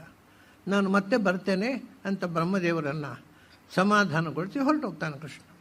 ಅವರು ಬ್ರಹ್ಮದೇವರು ಹೊರಟೋಗ್ತಾರೆ, ಕೃಷ್ಣ ಬಂದು ಬಿಡ್ತಾನೆ. ಆಮೇಲೆ ಇಲ್ಲಿ ಏನಾಗುತ್ತೆ, ಕೃಷ್ಣ ದ್ವಾರಕೆಯಲ್ಲಿ ಇರ್ತಾನೆ. ಯಾದವರು ಇದನ್ನೆಲ್ಲ ಮರೆತು ಮತ್ತು ನಾವು ಕೃಷ್ಣನ ಕಡೆಯವರು, ಕೃಷ್ಣನ ಬಂಧುಗಳು ಅಂತ ಅಹಂಕಾರದಿಂದ ಬೀಗ್ತಾರೆ. ತಾವು ಕೃಷ್ಣನ ಕಡೆಯವರಾದ್ದರಿಂದ ನಮಗೆ ಯಾರೂ ಏನೂ ಮಾಡೋ ಹಾಗಿಲ್ಲ ಅಂತ. ನಾವು ತಪ್ಪು ಮಾಡಿದ್ರೆ ಯಾರೂ ಅದನ್ನು ಶಿಕ್ಷೆ ಕೊಡೋ ಹಾಗಿಲ್ಲ, ನಮ್ಮನ್ನು ಯಾರು ಅರೆಸ್ಟ್ ಮಾಡೋ ಹಾಗಿಲ್ಲ ಅನ್ನುವಂಥ ಔದ್ಧತ್ಯದಿಂದ ಬದುಕಿದ್ರಂತೆ. ಕೃಷ್ಣ ಹೇಳಿದ, ಇವರಿಗೆ ಬುದ್ಧಿ ಕಲಿಸಬೇಕು, ಇವನ್ನ ಹಾಗೆ ಬಿಟ್ಟರೆ ಇಡೀ ದೇಶ ನಾಶ ಮಾಡ್ತಾರೆ ಇವರು ಅಂತ. ಅದೇನು ದ್ವಾರಕೆಯಲ್ಲಿ ಅನೇಕ ವಿಧದ ಅಪಶಕನಗಳಾಗಲಿಕ್ಕೆ ಪ್ರಾರಂಭ ಆಯ್ತಂತೆ. ಆಗ ಕೃಷ್ಣ ಹೇಳ್ತಾನೆ, ನೋಡಿ ಎಲ್ಲ ಕೆಟ್ಟ ಶಕನಗಳಾಗ್ತಾ ಇವೆ, ಅದರಿಂದ ನಾವೀಗ ಇಲ್ಲಿ ಕೂತ್ಕೊಳ್ಳೋದು ಕ್ಷೇಮ ಅಲ್ಲ, ನಾವು ದ್ವಾರಕೆಯಿಂದ ಪ್ರಭಾಸಕ್ಕೆ ಹೋಗೋಣ. ಯಾಕೆಂದರೆ ಅಲ್ಲಿ ಹೋಗಿ ಅಲ್ಲಿ ಸಮುದ್ರದಲ್ಲಿ ಸ್ನಾನ ಮಾಡಿ ಅಲ್ಲಿ ದಾನ ಧರ್ಮಾದಿಗಳನ್ನು ಮಾಡಿ ದೋಷ ಪರಿಹಾರ ಮಾಡ್ಕೋಬೇಕು. ಆ ಸಮುದ್ರದಲ್ಲಿ ಇದು ಉಂಟು, ಅದಕ್ಕೆ ಅಲ್ಲಿ ಹೋಗಿ ಸ್ನಾನ ಮಾಡಿ ಪುಣ್ಯ ಕಟ್ಟಿಕೊಳ್ಳಿ, ಇಲ್ಲಿರೋದು ಬೇಡ ಅಂತ ಹೇಳ್ತಾನೆ.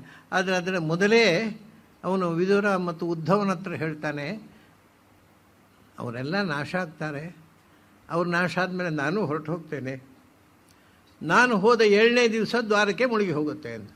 ಈಗ ನಾವು ಕೃಷ್ಣ ಇದ್ದ ದ್ವಾರಕ್ಕೆ ಅಂತ ಬೇಟ ದ್ವಾರಕ ಅಂತ ತೋರಿಸ್ತಾರಲ್ಲ, ಅದು ಬೇಟ ದ್ವಾರಕ ಅಲ್ಲ, ಢೋಂಗಿ ದ್ವಾರಕ. ಕೃಷ್ಣ ಹೇಳಿದ್ದಾನೆ, ನಾನು ಇದ್ದ ದ್ವಾರಕ್ಕೆ ನಾನು ಅವತಾರ ಸಮರ್ಥ ಮಾಡಿದ 7ನೇ ದಿವಸ ಮುಳುಗಿ ಹೋಗುತ್ತೆ. ಅದು ಮುಳುಗಿ ಹೋಗಿದ್ದು, ಅದು ಇಲ್ಲೇ ಇಲ್ಲ. ಅದನ್ನೇ ನಮ್ಮ SR ರಾವ್ ಸಂಶೋಧಕರು, ಕನ್ನಡಿಗರು, ಅವರು ಅಲ್ಲಿ ಉತ್ಖನನ ಮಾಡಿ ಕೃಷ್ಣನ ಕಾಲದಲ್ಲಿದ್ದಂಥ ಕಟ್ಟಡಗಳ ಅವಶೇಷಗಳು, ಪಾತ್ರಗಳು, ಅದನ್ನೆಲ್ಲ ತೆಗೆದು ತೋರಿಸಿದ್ದಾರೆ. ಈಗಿರೋದು ಅದು ಏನೋ ದ್ವಾರಕ ಅದು. ಯಾಕೆಂದರೆ ಅಲ್ಲಿ ಎಲ್ಲ ಎಷ್ಟು ಅನ್ಯಾಯ ಮಾಡ್ತಾರೆ ಅಂದರೆ, ಅಲ್ಲಿ ಒಂದು ಹರಕು ಕೋಣೆ ಉಂಟು, ಅದು ಕೃಷ್ಣನ ಅಂತಃಪುರ ಅಂತ ತೋರಿಸ್ತಾರೆ. ಇದು ಕೃಷ್ಣನ ಅಂತಃಪುರ, ಇಲ್ಲಿ ಇದು ಎಲ್ಲ ಸುಮ್ಮನೆ ಪೂರಾ ಕಟ್ಟುಕಥೆ. ಅದು ಯಾವುದೋ ಅಲ್ಲ, ಕೃಷ್ಣ ಇದ್ದಂಥ ಆ ದ್ವಾರಕ್ಕೆ ಕೃಷ್ಣ ಭೂಮಿ ತ್ಯಾಗ ಮಾಡಿದ 7ನೇ ದಿವಸ ಮುಳುಗಿ ಹೋಗಿದೆ. ಅದು ಇಲ್ಲೇ ಇಲ್ಲ, ಅದನ್ನು ತೋರಿಸೋದು ಇವರು. ಅದು ಅಲ್ಲಿ ನೀವು ಬದರಿಗೆ ಹೋದರೆ, ಬದರಿಯಲ್ಲಿ ಒಂದು ದೊಡ್ಡ ಇದನ್ನು, ಇದು ವೇದವ್ಯಾಸರು ಮಹಾಭಾರತ ಹೇಳಿದ ವೇದವ್ಯಾಸ ಗುಹಾ, ಆಚೆಯಿಂದ ಗಣಪತಿ ಗುಫಾ, ಗಣಪತಿ ಗುಫಾ ಅನ್ನಿಲ್ಲ, ವೇದವ್ಯಾಸ ಗುಹಾ ಇಲ್ಲ, ಎಲ್ಲ ಕಟ್ಟುಕತೆ. ಹೀಗೆ ಸುಳ್ಳು ಕಥೆಗಳನ್ನು ಹೇಳಿ ಜನರನ್ನು ಮೋಸಗೊಳಿಸುವಂಥ ಒಂದು ದಂಧೆ ನಮ್ಮಲ್ಲಿ ಭಾಳ ಹಿಂದಿನಿಂದ ಉಂಟು. ಸಾವಿರಾರು ವರ್ಷಗಳಿಂದ ಸುಳ್ಳು ಕಥೆಗಳನ್ನು ಸೃಷ್ಟಿ ಮಾಡಿ ತಮ್ಮ ಮಹಿಮೆಯನ್ನು, ಹೆಗ್ಗಳಿಕೆಯನ್ನು ಹೇಳಿಕೊಂಡು ಜನರನ್ನು ಮೋಸ ಮಾಡೋದು. ಇದು ಯಾವುದೂ ಪೌರಾಣಿಕ ಅಲ್ಲ. ಈ ಮಹಾಭಾರತವನ್ನು ಗಣಪತಿ ಬರೆದ ಅನ್ನುವುದೇ ಕಟ್ಟುಕಥೆ. ಗಣಪತಿ ಅದು ಕೂಡ ಎಲ್ಲಿ ಒಂದು 100 ಯಾರ್ಡ್ ದೂರದಲ್ಲಿ ಗಣಪತಿ ಗುಹೆ ಉಂಟು, ಈಚೆಯಿಂದ ವ್ಯಾಸ ಗುಹೆ. ಇಲ್ಲಿ ವ್ಯಾಸ ಗುಹೆಯಲ್ಲಿ ಕೂತು ವ್ಯಾಸರು ಹೇಳಿದ್ದಂತೆ ಆ 100 ಯಾರ್ಡ್ ದೂರದಲ್ಲಿ ಕೂತು, ಅದೇನು ಹತ್ತಿರ ಬಂದು ಕೂತ್ಕೊಳ್ಳಿಕ್ಕೆ ಆಗೋದಿಲ್ವ? ಅವನು ಬರೀ ಒಂದು 100 ಯಾರ್ಡ್ ದೂರ ಯಾಕೆ ಕೂತ್ಕೊಳ್ಬೇಕು? ಅದು ಎಲ್ಲ ಅಲ್ಲಿ 2 ಗುಹೆ ಉಂಟು, ಅದಕ್ಕೊಂದು ಕಥೆ ಆಗಬೇಕು. ಯಾರೋ ಸ್ಥಳ ಪುರಾಣ ಬರದೇ ಬಿಟ್ಟರು. ನಮ್ಮ ಎಲ್ಲ ಸ್ಥಳ ಪುರಾಣಗಳು ಬಹುತೇಕ ಇಂಥ ಕಟ್ಟುಕಥೆಗಳು. ಪುರಾಣದಲ್ಲಿ, ಹೆಚ್ಚಿನ ಪುರಾಣಗಳಲ್ಲಿ ಸ್ಥಳ ಪುರಾಣ ಇಲ್ಲ. ಅದು ಹೀಗೆ ಈ ಕಥೆಯು ಮತ್ತೆ ಹುಟ್ಟಿ ಬಂದದ್ದಷ್ಟು. ಆಯಿತು, ಕೃಷ್ಣ ಅವರನ್ನ ಆ ಪ್ರಭಾಸಕ್ಕೆ ಕೃಷ್ಣ ಈ ಮಾತು ಹೇಳಿದ್ದು ಉದ್ಧವನಿಗೆ ಗೊತ್ತಿದೆ. ಮತ್ತು ಉದ್ಧವ ಹೇಳಿದೆ, ನಾನು ಮತ್ತೆ ಇರೋಲ್ಲ, ನಾನು ಹೋಗ್ತೇನೆ, ನಾನು ಹೋದ ಕೂಡಲೇ ದ್ವಾರಕ್ಕೆ ಮುಳುಗುತ್ತೆ ಅಂತ. ಈಗ ಕೃಷ್ಣನಿಗೆ ಈ ಶಾಪದಿಂದ ಶಕುನ ಬಂದು ಅಲ್ಲೆಲ್ಲ ಕಳಿಸಿಬಿಡಬೇಕು ಅವರನ್ನು ಪ್ರಭಾಸಕ್ಕೆ ಅಂತ ಹೇಳಿದಾಗ ಉದ್ಧವನಿಗೆ ಗೊತ್ತಾಯಿತು, ಇದು ಅವತಾರ ಸಮಾಪ್ತಿಯ ಸಂಕೇತ. ಕೃಷ್ಣ ನಮ್ಮನ್ನೆಲ್ಲ ಬಿಟ್ಟು ಹೋಗ್ತಾ ಇದ್ದಾನೆ. ಉದ್ಧವನಿಗೆ ಕೃಷ್ಣನ ಬಿಟ್ಟಿರಲಿಕ್ಕೆ ಸಾಧ್ಯವೇ ಇಲ್ಲ. ಅದು ಏನಾಗಿದೆ ಅಂದರೆ, ಇವಾಗ ಬಹಳ ಒಂದು 20 ವರ್ಷಗಳ ಮೊದಲೇ ಕೃಷ್ಣ ತನ್ನ ಸಂದೇಶವನ್ನು ಉದ್ಧವನಿಗೆ ಹೇಳಿ, ಅವನು ನೋಡು ಇಲ್ಲಿ ಇರಬೇಡ ನೀನು, ಇದು ಕಲಿಯುಗ, ಇದನ್ನೆಲ್ಲ ತಲೆ ಕೆಟ್ಟವರು ಜಾಸ್ತಿ ಆಗ್ತಾ ಇದ್ದಾರೆ, ನೀನು ಬದರಿ ಹೋಗು ಅಂತ ಕಳಿಸಿಬಿಟ್ಟಿದ್ದ ಉದ್ಧವನನ್ನು. ಉದ್ಧವಂ ಬದರೀಂ ನಯತ್. ಅವನು ಬದರಿಗೆ ಹೋದ. ಅವನಿಗೆ ಆವಾಗಲೇ ಉಪದೇಶ ಆಗಿದೆ, ಭಗವದ್ಗೀತೆ ಉಪದೇಶ ಕೊಟ್ಟು ಒಂದು 20 ವರ್ಷಗಳ ಮೊದಲೇ, ಸುಮಾರು ಅದೇ ಕೃಷ್ಣ 80 ವಯಸ್ಸಿನಲ್ಲಿ, ನೀನು ಇಲ್ಲಿ ಇರಬೇಡ, ಇದು ಕಲಿಯುಗ ಪ್ರಾರಂಭ ಆಗಿದೆ, ಈಗ ಇನ್ನೆಲ್ಲ ತಲೆ ಕೆಟ್ಟವರ ರಾಜ್ಯಭಾರ ಆಗುತ್ತೆ, ನೀನು ಇಲ್ಲಿ ಇರಬೇಡ ಅಂತ ಕಳಿಸಿಬಿಟ್ಟಿದ್ದಾನೆ. ಉದ್ಧವ ಅಲ್ಲಿ ಹೋದ, ಋಷಿಗಳ ಒಟ್ಟಿಗೆ ಇದ್ದ, ಹಲವು ಸಮಯ ಇದ್ದ. ಆದರೆ ಅವನಿಗೆ ಕೃಷ್ಣನ ಬಿಟ್ಟಿರ್ಲಿಕ್ಕೆ ಮನಸ್ಸಲ್ಲಿ ಪುನಃ ಮರಳಿ ಬಂದ, ದ್ವಾರಕೆಗೆ ಬಂದ. ಕೃಷ್ಣ ನನಗೆ ನೆನ್ನೆ ಬಿಟ್ಟಿರ್ಲಿಕ್ಕೆ ಆಗೋದಿಲ್ಲ ಅಂತ. ಮತ್ತೊಮ್ಮೆ ಪ್ರಭಾಸಕ್ಕೆ ಹೊರಡುವ ಮುಂಚೆ ಕೃಷ್ಣ ಮತ್ತೆ ಗೀತೆಯನ್ನು ಉಪದೇಶ ಮಾಡ, ಅದೇ ಚರ್ಮ ಸಂದೇಶ. ಆಮೇಲೆ ಕೃಷ್ಣ ಅವತಾರ ಸಮಾಪ್ತಿ ಮಾಡ್ತಾನೆ. ಸೊ ಇದು ಕೃಷ್ಣನ ಮನುಕುಲಕ್ಕೆ ಕೊಟ್ಟ ಕೊನೆಯ ಸಂದೇಶ ಇದು ಉದ್ಧವ ಗೀತೆ. ಆವಾಗ ಮತ್ತೆ ಮರಳಿ ಬಂದಾಗ ಕೃಷ್ಣ ಅವನಿಗೆ ಇಡೀ ಗೀತೆಯನ್ನು, ಗೀತೆ ಅಂದರೆ ಅವನ ಜೀವನ ಸಂದೇಶ, ಏನೇನು ಮಾಡಬೇಕು, ಮನುಷ್ಯರು ಹೇಗೆ ಬದುಕಬೇಕು ಅನ್ನೋದನ್ನು ಉದ್ಧವನಿಗೆ ಉಪದೇಶ ಮಾಡಿ ಆಮೇಲೆ ಪುನಃ ಕಳಿಸಿಬಿಡ್ತಾರೆ. ನೀನು ಈ ಎದುಗರ ಸಂಹಾರ ಆಗೋ, ಇಲ್ಲಿರೋದು ಬೇಡ, ಹೋಗಿ ಬದರಿಗೆ ಹೋಗಿ ಅಲ್ಲಿ ಋಷಿಗಳಿಗೆ ಈ ನನ್ನ ಸಂದೇಶವನ್ನು ಕೊಡು. ಋಷಿಗಳಿಗೆ ಸಂದೇಶವನ್ನು ಕೊಟ್ಟದ್ರಿಂದ ಉಪಯೋಗ ಏನು ಅಂತಂದರೆ, ಆ ಋಷಿಗಳ ಮೂಲಕ ಅದು ಭಾರತಕ್ಕೆ ಇಳಿದು ಬರಲಿ ಅಂತ. ಬದರಿಯಿಂದ ಗಂಗೆ ಬಂದ ಹಾಗೆ ನನ್ನ ಉಪದೇಶದ ಜ್ಞಾನ ಗಂಗೆಯು ಕೂಡ ಬದರಿಯಿಂದ ಭಾರತಕ್ಕೆ ಇಳಿದು ಬರಲಿ, ಎಲ್ಲ ಭಾರತೀಯರಿಗೆ ಮುಟ್ಟುವಂತೆ ಋಷಿಗಳು ಅದನ್ನು ಬಿತ್ತರಿಸಲಿ, ನೀನು ಹೋಗು ಅಂತ ಕಳಿಸ್ಬಿಡ್ತಾನೆ. ಉದ್ಧವ ಕೊನೆಗೆ ಕೃಷ್ಣನನ್ನು ಬಿಟ್ಟಿರಲಾರದೆ ಇದ್ದರೂ ಕೃಷ್ಣನ ಆದೇಶ ಹೊತ್ತುಕೊಂಡು ಬದ್ರಿ ಹೋಗ್ತಾನೆ. ಬದ್ರಿಯಲ್ಲಿ ಎಲ್ಲ ಋಷಿಗಳಿಗೆ ಈ ತತ್ವವನ್ನು ಹೇಳಿ ಇದೇ ಉದ್ಧವಗೀತೆಯನ್ನು ಹೇಳಿ 3 ವರ್ಷ ಬದ್ರಿಯಲ್ಲಿರ್ತಾನೆ. ಆಮೇಲೆ ಅವನು ಬದ್ರಿಯಲ್ಲೇ ದೇಹತ್ಯಾಗ ಮಾಡ್ತಾನೆ. ಇದಿಷ್ಟು ಅಲ್ಲಿ ಒಟ್ಟು ಕಥೆ. ಈಗ ಏನಾಗಿದೆ, ಕೃಷ್ಣ ಪ್ರಭಾಸಕ್ಕೆ ಹೋಗಿ ಎಲ್ಲರನ್ನಲ್ಲಿ ಕರ್ಕೊಂಡೋಗಿ ಯದುಕುಲ ಸಂಹಾರ ಮಾಡ್ತಾನೆ, ತಾನೂ ಅವತಾರ ಸಮಾಪ್ತಿ ಮಾಡ್ತಾನೆ ಅನ್ನುವಂತು ಖಚಿತವಾಯಿತು ಉದ್ಧವನಿಗೆ. ಅವನಿಗೆ ತಡ್ಕೊಳ್ಳಿಕ್ಕಾಗಲಿಲ್ಲ. ಬಾಲ್ಯದಿಂದ ಕೃಷ್ಣನನ್ನು ಅತ್ಯಂತ ಪ್ರೀತಿಸಿದಂಥ ಅತ್ಯದ್ಭುತ ವ್ಯಕ್ತಿ ಅವನು. ಕೃಷ್ಣ ಅಂದರೆ ಮುಗಿದೋಯ್ತು ಅವನಿಗೆ. ಸಣ್ಣ ಮಗುವಾಗಿದ್ದಾಗಲೂ ಕೃಷ್ಣನ ಬೊಂಬೆ ಇಟ್ಕೊಂಡು ಪೂಜೆ ಮಾಡ್ತಿದ್ದಂತೆ ಅವರು, ಅಷ್ಟು ಭಕ್ತಿ ಅವರಿಗೆ ಕೃಷ್ಣ ಅಂದರೆ. ಸರಿ, ಆಗ ವಿವಿಕ್ತೆ ಉಪಸಂಗಮ್ಯ ಜಗತಾಂ ಈಶ್ವರೇಶ್ವರಂ. ಅವನು ಆವಾಗ ತಡ್ಕೊಳ್ಳಿಕ್ಕೆ ಆಗಲಿಲ್ಲ ಅವನಿಗೆ. ಒಂದು ಸರ್ತಿ ಕೃಷ್ಣ ಏಕಾಂತದಲ್ಲಿದ್ದಾಗ, ವಿವಿಕ್ತ ಅಂದರೆ ಏಕಾಂತ ಸ್ಥಳ, ಕೃಷ್ಣ ಒಬ್ಬನೇ ಇದ್ದಾಗ ಮೆಲ್ಲ ಅವನ ಹತ್ರ ಹೋದಂತೆ. ಯಾರು ಅವನು? ಕೃಷ್ಣ ಜಗತಾಂ ಈಶ್ವರೇಶ್ವರಂ, ಜಗತ್ತಿನ ಒಡೆಯರಿಗೂ ಒಡೆಯ, ಜಗನ್ನಾಥರಿಗೂ ನಾಥ, ಅಂಥ ಸರ್ವಲೋಕದ ನಾಯಕರಾದ ಕೃಷ್ಣನ ಬಳಿಗೆ ಏಕಾಂತದಲ್ಲಿ ಹೋದಂತೆ. ಹೋಗಿ ಏನು ಮಾಡಿದ? ಪಾದವು ಪ್ರಣಮ್ಯ ಶಿರಸ ಪ್ರಾಂಜಲಿಹಿ ತಮ್ಮ ಭಾಷತ. ಹೋಗಿ ಉದ್ದಕ್ಕೆ ಕಾಲಿಗೆ ಅಡ್ಡವಿದ್ದಂತೆ. ಪಾದವು ಪ್ರಣಮ್ಯ ಶಿರಸ, ಅವನ ಕಾಲಿಗೆ ತಲೆ ಘಟ್ಟಿಸಿ ಹೊರಳಾಡಿಬಿಟ್ಟಂತೆ ಅವನ ಕಾಲ ಮೇಲೆ. ಆಮೇಲೆ ಕೈ ಮುಗಿದು ಪ್ರಾರ್ಥಿಸಿಕೊಂಡಂತೆ, ನನಗೆ ಆಗೋಲ್ಲ ನೀನಿಲ್ಲದೆ ಇರಲಿಕ್ಕೆ. ನಾಹಂ ತ್ವದಂಘ್ರಿ ಯುಗಳಂ, ನಾನು ಕ್ಷಣಾರ್ಧಮಪಿ ಕೇಶವ ವಸ್ತುಂ ಸಂಶಯ ತ್ಯಕ್ತುಂ ಸಂಶಯ. ನಿನ್ನ ಒಂದು ಕ್ಷಣ ಕೂಡ ನೀನು ಇಲ್ಲದೆ, ನಿನ್ನ ಪಾದ ಸೇವೆ ಇಲ್ಲದೆ, ನಿನ್ನಿಂದ ದೂರವಾಗಿ ಒಂದು ಕ್ಷಣ ಕೂಡ ನನಗೆ ಬದುಕುವ ಇಚ್ಛೆ ಇಲ್ಲ. ನೀನು ಬದರಿ ಹೋಗು, ನನ್ನನ್ನು ಜೋರ್ತ್ ಮಾಡ್ತಾ ಇದ್ದೀಯ, ನನ್ನನ್ನು ಪಾರು ಮಾಡು. ಏನು ಅಂದರೆ ವಸ್ತು ತ್ಯಕ್ತುಂ ಸಮುತ್ಸಹೇ ನಾಥ. ಅದರಿಂದ ಸ್ವಧಾಮ ನಯ ಮಾಮಂಬಿ, ನನ್ನನ್ನು ಕರ್ಕೊಂಡು ಹೋಗು ನಿನ್ನೊಟ್ಟಿಗೆ. ನನಗೆ ಬೇಡ ಈ ಭೂಮಿಯ ಸಹವಾಸ. ಈ ಜನರಲ್ಲಿ ಬುದ್ಧಿ ಪೂರಾ ಕೆಟ್ಟಿದೆ, ಅವರ ಒಡನಾಟದಿಂದ ನನ್ನ ಬುದ್ಧಿಯು ಕೆಡುವುದು ಬೇಡ, ನನ್ನನ್ನು ಕರ್ಕೊಂಡು ಹೋಗಿಬಿಡು ಅಂತ ಕೃಷ್ಣ ನಮಗೆ ಪುನಃ ಅಡ್ಡ ಬೀಳ್ತಾರೆ. ಆಗ ಕೃಷ್ಣ ಮತ್ತೆ ಬದ್ರಿ ಕಳಿಸುವುದಕ್ಕೆ ಪೀಠಿಕೆಯಾಗಿ ಆಗ ನನ್ನ ಸಂದೇಶವನ್ನು ಕೇಳು ಅಂತ ಉಪದೇಶ ಕೊಟ್ಟ. ಅದು ಉದ್ಧವಗೀತೆ. ಇದಿಷ್ಟು ಉದ್ಧವಗೀತೆಯ ಹಿನ್ನೆಲೆ. ಇದು ಅಲ್ಲಿಂದ ಕೃಷ್ಣ ಅವನಿಗೆ ಸುಮಾರು 1200 ಶ್ಲೋಕಗಳಷ್ಟು ವಿಸ್ತೃತವಾದ ಗೀತೆಯನ್ನು, ಅದು ಕೃಷ್ಣ ಅವತಾರ ಸಮಾಪ್ತಿ ಮಾಡೋದಕ್ಕಿಂತ ಮುಂಚೆ ಮಾಡಿದ ಕೊನೆಯ ಸಂದೇಶ ಮನುಕುಲಕ್ಕೆ. ಬಹಳ ಮಹತ್ವದ ಗ್ರಂಥ ಅದು. ಆದರೆ ಈಗ ಸಾಮಾನ್ಯವಾಗಿ ಉದ್ಧವಗೀತೆಯನ್ನು ಯಾರೂ ಅಧ್ಯಯನ ಮಾಡೋಲ್ಲ, ಬರೀ ಭಗವದ್ ಅಧ್ಯಯನ ಮಾಡೋಲ್ಲ. ಭಗವದ್ಗೀತೆ ಅಷ್ಟು ಗಂಧ ಹಚ್ಚಿ ಅಕ್ಷತೆ ಹಚ್ಚಿ ಕೆನ್ನೆ ತಟ್ಟಿಕೊಳ್ತಾರೆ ಅಷ್ಟೇ. ಭಗವದ್ಗೀತೆ ಅರ್ಥ ಆಗೋದಿಲ್ಲ. ಅದು ಸುಮ್ಮನೆ ಮನೆಯಲ್ಲಿ ನಮ್ಮದೇನು ಭಗವದ್ಗೀತೆ ಉಂಟು, ನಾವು ಭಗವದ್ಗೀತೆ ಮಂಗಳಾರತಿ ಮಾಡ್ತೇವೆ ಅಂತ ಅಷ್ಟೇ. ಭಗವದ್ಗೀತೆ ಮಂಗಳಾರತಿ ಏನಿಲ್ಲ, ಅದಕ್ಕೆ ಅದನ್ನು ಒಳಗೆ ಏನಿದೆ ಅಂತ ಯಾರೂ ತಿಳ್ಕೊಳ್ಳೋಲ್ಲ ನಮ್ಮ ಜನ. ಹೀಗಾಗಿ ನಮ್ಮ ಧರ್ಮ ಅಂದರೆ ಬರೇ ಪ್ರದರ್ಶನ, ಒಳಗಿನ ಸತ್ವ ಸಾರದ ಅರಿವೇ ಇಲ್ಲ.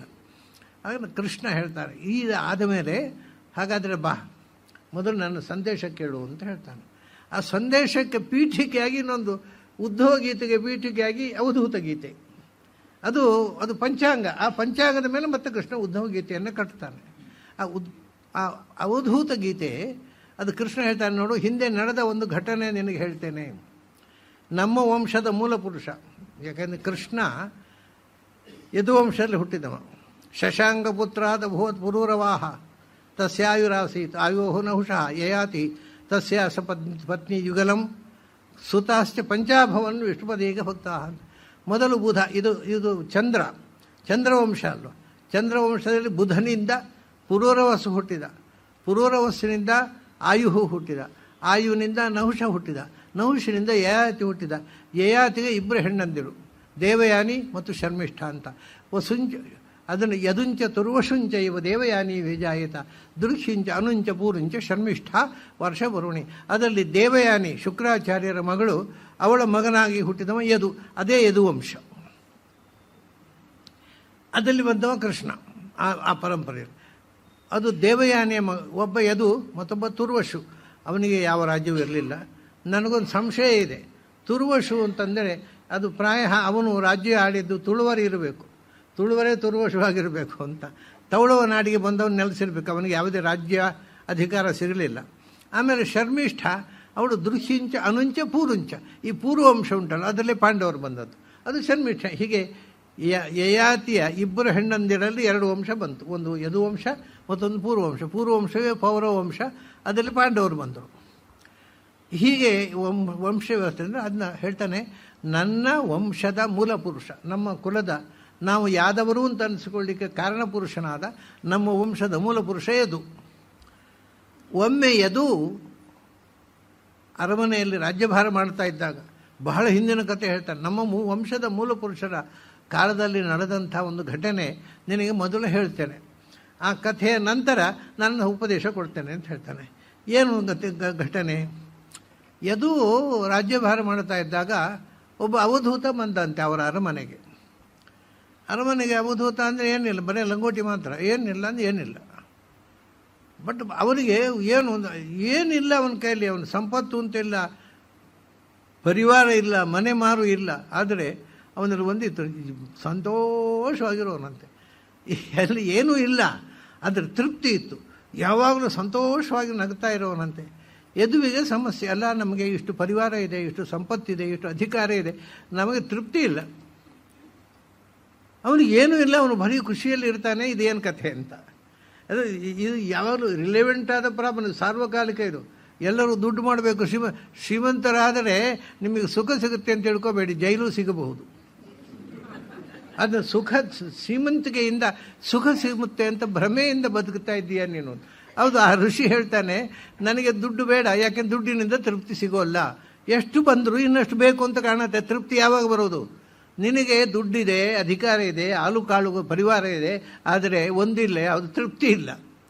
ಆಮೇಲೆ ತಲೆಬಿಸಿ ಯಾವಾಗಲೂ ಅಧಿಕಾರ, ಏನು ಮಾಡೋದು, ಅಲ್ಲಿ ಏನಾಯಿತು, ಇಲ್ಲಿ ಏನೋ ಅವ್ಯವಸ್ಥೆ ಆಯಿತು, ಏನು ಈ ಇಡೀ ದಿನ ಶ್ರೀಮಂತಿಗೆ ಮತ್ತು ಅಧಿಕಾರ ಏನನ್ನು ಕೊಡುತ್ತೆ ಅಂದರೆ ಮನುಷ್ಯನಿಗೆ ತಲೆಬಿಸಿ ಕೊಡುತ್ತೆ, ಅತೃಪ್ತಿ ಕೊಡುತ್ತೆ, ಸಂತೋಷವನ್ನು ಕೊಡೋಲ್ಲ. ನನಗೆ ಇಷ್ಟಿದ್ದು ತೃಪ್ತಿ ಇಲ್ಲ, ನೀವು ಯಾಕೆ ಯಾವಾಗಲೂ ಆನಂದವಾಗಿರುತ್ತೀರಿ, ನಿಮಗಿರೋದು ಒಂದು ಲಂಗೋಟಿ ಭಾಗ್ಯ, ಇನ್ನೇನೂ ಇಲ್ಲ. ಆದರೆ ನೀವು ಬಹಳ ಸಂತೋಷವಾಗಿರ್ತೀರಲ್ಲ, ಅದರ ಗುಟ್ಟೇನು ಅಂತ. ಬಹಳ ಅದ್ಭುತವಾದಂಥ ಕಥೆ ಇದು. ಇದನ್ನು ಅದಕ್ಕೋಸ್ಕರ ಕೃಷ್ಣ ಹೇಳ್ತಾನೆ. ಅದಕ್ಕೆ ಅವನು ಏನು ಹೇಳ್ತಾನೆ ಗೊತ್ತಾ, ನಾನು ಸಂತೋಷವಾಗಿರ್ಲಿಕ್ಕೆ ಕಾರಣ ಏನು ಗೊತ್ತಾ, ನಾನು ಯಾವ ಪಂಡಿತರ ಹತ್ರ ಪಾಠ ಕೇಳಲಿಲ್ಲ. ಬಹಳ ಅದ್ಭುತ. ನಾನು ಯಾವ ಯಾಕೆಂದರೆ ವಿದ್ವಾಂಸರು ಪಾಠ ಮಾಡ್ತಾರಲ್ಲ, ಏನು ಮಾಡೋದದು, ಅವರಿಗೆ ಪ್ರಾಕ್ಟಿಕಲ್ ಗೊತ್ತಿಲ್ಲ, ಥಿಯೋರಿಟಿಕಲ್ ಬರೀ ಪುಸ್ತಕದಲ್ಲಿ ಇದ್ದದನ್ನು ಹೇಳ್ತಾರೆ. ಆದರೆ ಕೇಳಿದವನಿಗೆ ಅದು ಅನುಭವಕ್ಕೆ ಬರೋದಿಲ್ಲ. ಆದ್ದರಿಂದ ಯಾರಾದರೂ ಪುಸ್ತಕ ಹಿಡ್ಕೊಂಡು ಪಾಠ ಮಾಡೋರಿದ್ದಾರಲ್ಲ, ಅವರನ್ನು ಕೇಳಿ ಜ್ಞಾನಿ ಆಗಲಿಕ್ಕೆ ಸಾಧ್ಯ ಇಲ್ಲ. ಅವನು ಹೇಳ್ತಾರೆ, ನನಗೆ ಒಬ್ಬ ವಿದ್ವಾಂಸನ ಹತ್ರ ನಾನು ಪಾಠ ಕೇಳಲಿಲ್ಲ, ಅದರಿಂದ ಆನಂದವಾಗಿದ್ದೇನೆ ಅಂತ.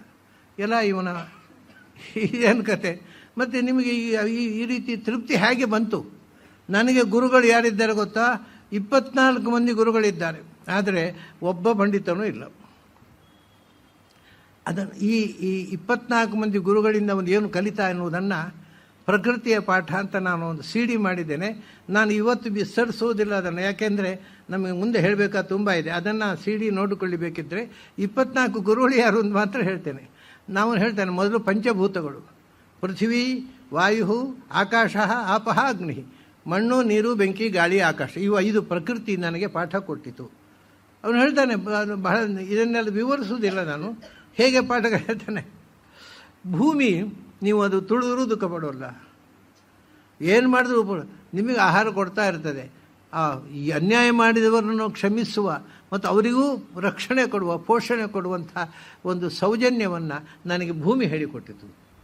ಅಂದರೆ ಪಂಡಿತರ ಹತ್ರ ಹೋದರೆ ಫೈಟ್ ಮಾಡು, ಕೋರ್ಟಿಗೆ ಹೋಗು ಅಂತ ಹೇಳ್ತಾರೆ. ಅವ್ರು ಭೂಮಿ ಹಾಗೆ ಹೇಳಲಿಲ್ಲ, ಯಾವತ್ತೂ ಕೂಡ ವಿರೋಧ ಮಾಡಲಿಲ್ಲ, ಅನ್ಯಾಯ ಮಾಡಿದವರಿಗೆ ಅಪಕಾರ ಮಾಡಲಿಲ್ಲ, ಅವರಿಗೂ ಆಹಾರ ಕೊಟ್ಟಿತ್ತದು. ಹೀಗೆ ಪ್ರತಿಯೊಂದು ಒಂದು ಕಲಿತದ್ದನ್ನು 24 ಹೇಳ್ತಾನೆ.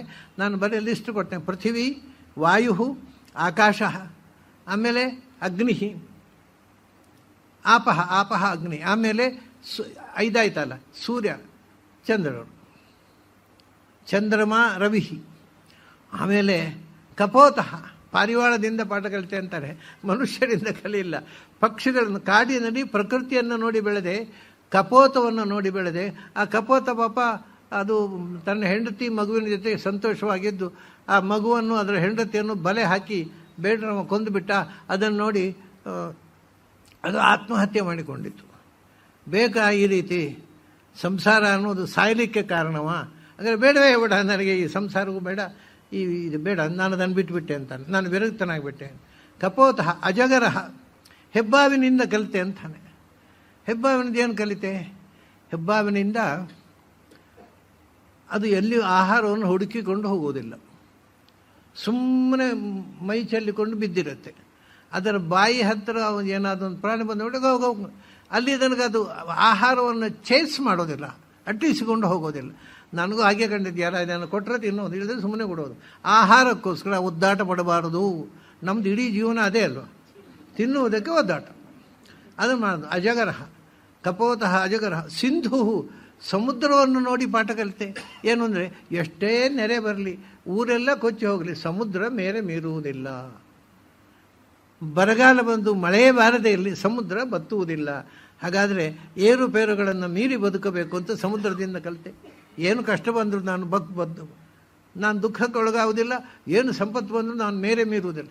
ಸಮುದ್ರ ಅನ್ನೋದು ಅದು ಸೀಮಾ ಉಲ್ಲಂಘನೆ ಮಾಡಬೇಡ ಅಂತ ನನಗೆ ಹೇಳಿಕೊಟ್ಟಿದ್ದು. ಸಿಂಧು ಪತಂಗ, ಚಿಟ್ಟೆ ಹುಳು, ಅದನ್ನು ಏನಂದರೆ ಅದು ಪಾಪ ಹಣ್ಣು ಅಂತ ತಿಳ್ಕೊಂಡು ದೀಪಕ್ಕೆ ಒಂದು ಬಿದ್ದು ಸಾಯುತ್ತೆ.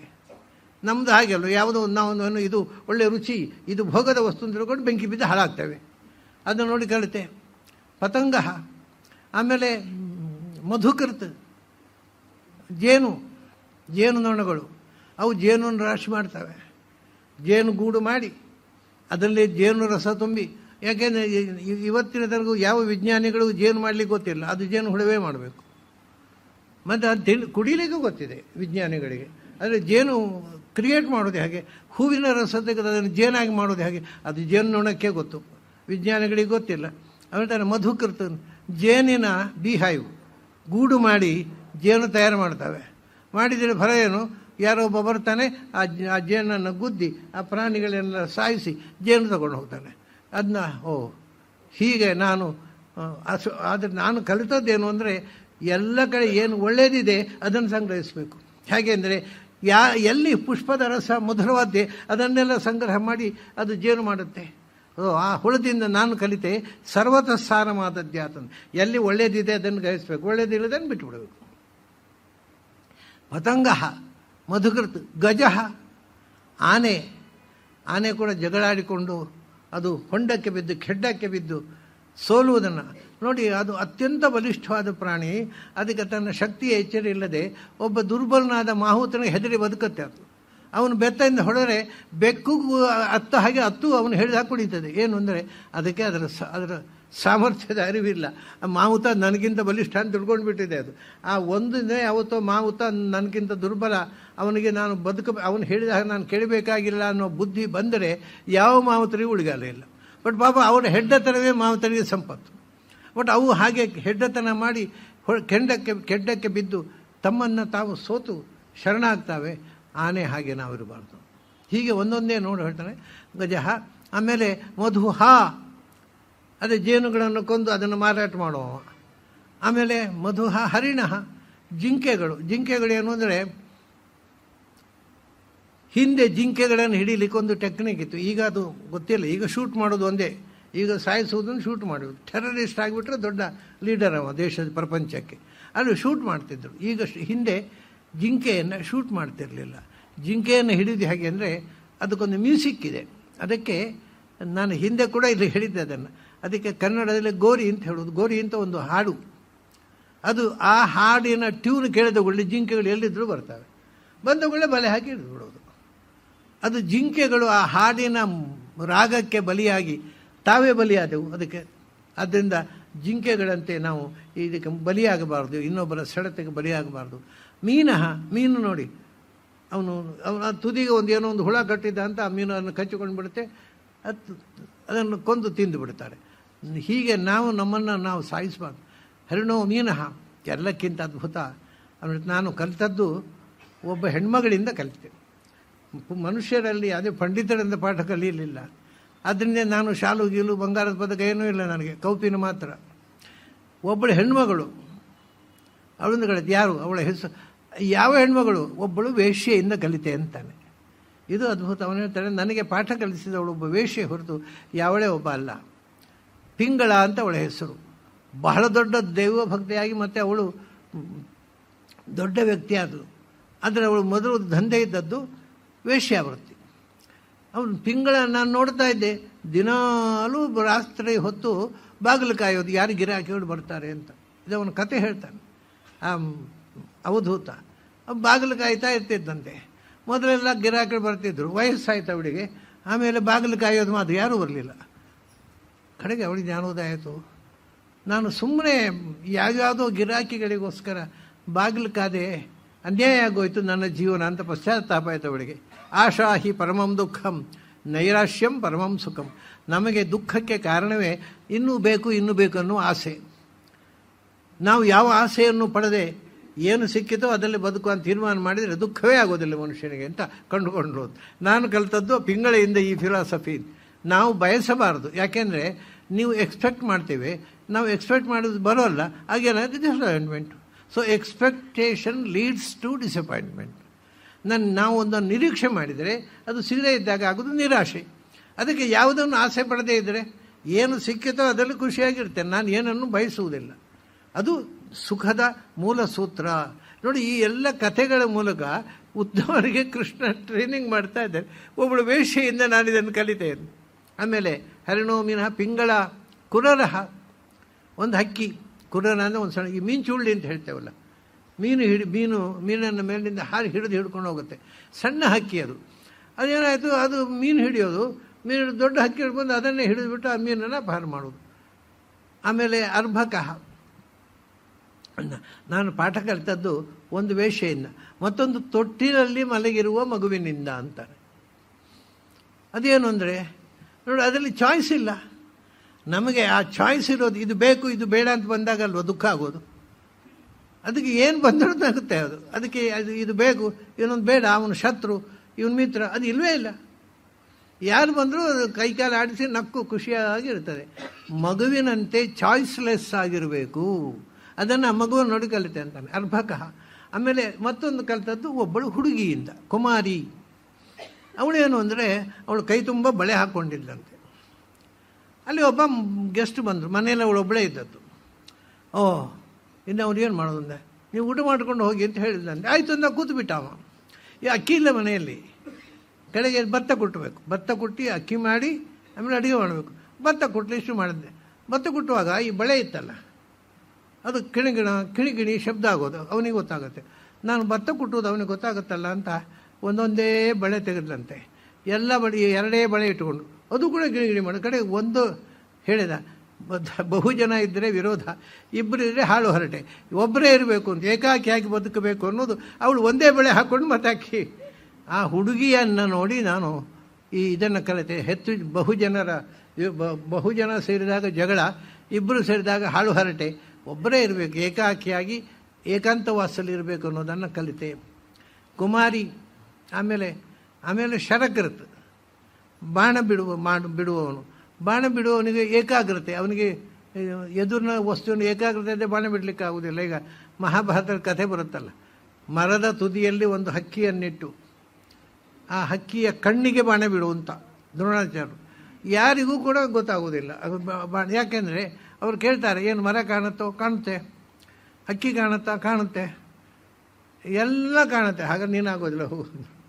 ಅರ್ಜುನನ್ನು ಕರೆದ್ರು, ಏನು ಕಾಣುತ್ತೆ? ಮರ ಕಾಣೋಲ್ಲ, ಹಕ್ಕಿ ಕಾಣೋಲ್ಲ, ಮತ್ತು ಹಕ್ಕಿ ಕಣ್ಣು ಮಾತ್ರ ಕಾಣುತ್ತೆ, ಬಿಡು ಅಂದರು. ಹಾಗೆ ಆ ಕಾನ್ಸಂಟ್ರೇಷನ್ನು ನಾನು ಆ ಬಾಣ ಬಿಡುವವರಲ್ಲಿ ಆ ಏಕಾಗ್ರತೆ ಉಂಟಲ್ಲ, ನಮ್ಮ ಜೀವನದಲ್ಲಿ ಅಂಥ ಏಕಾಗ್ರತೆ ಇದ್ದರೆ ಮಾತ್ರ ಸತ್ಯವನ್ನು ತಿಳಿಲಿಕ್ಕಾಗತ್ತೆ ಅಂತ ನಾನು ಕಲಿತೆ.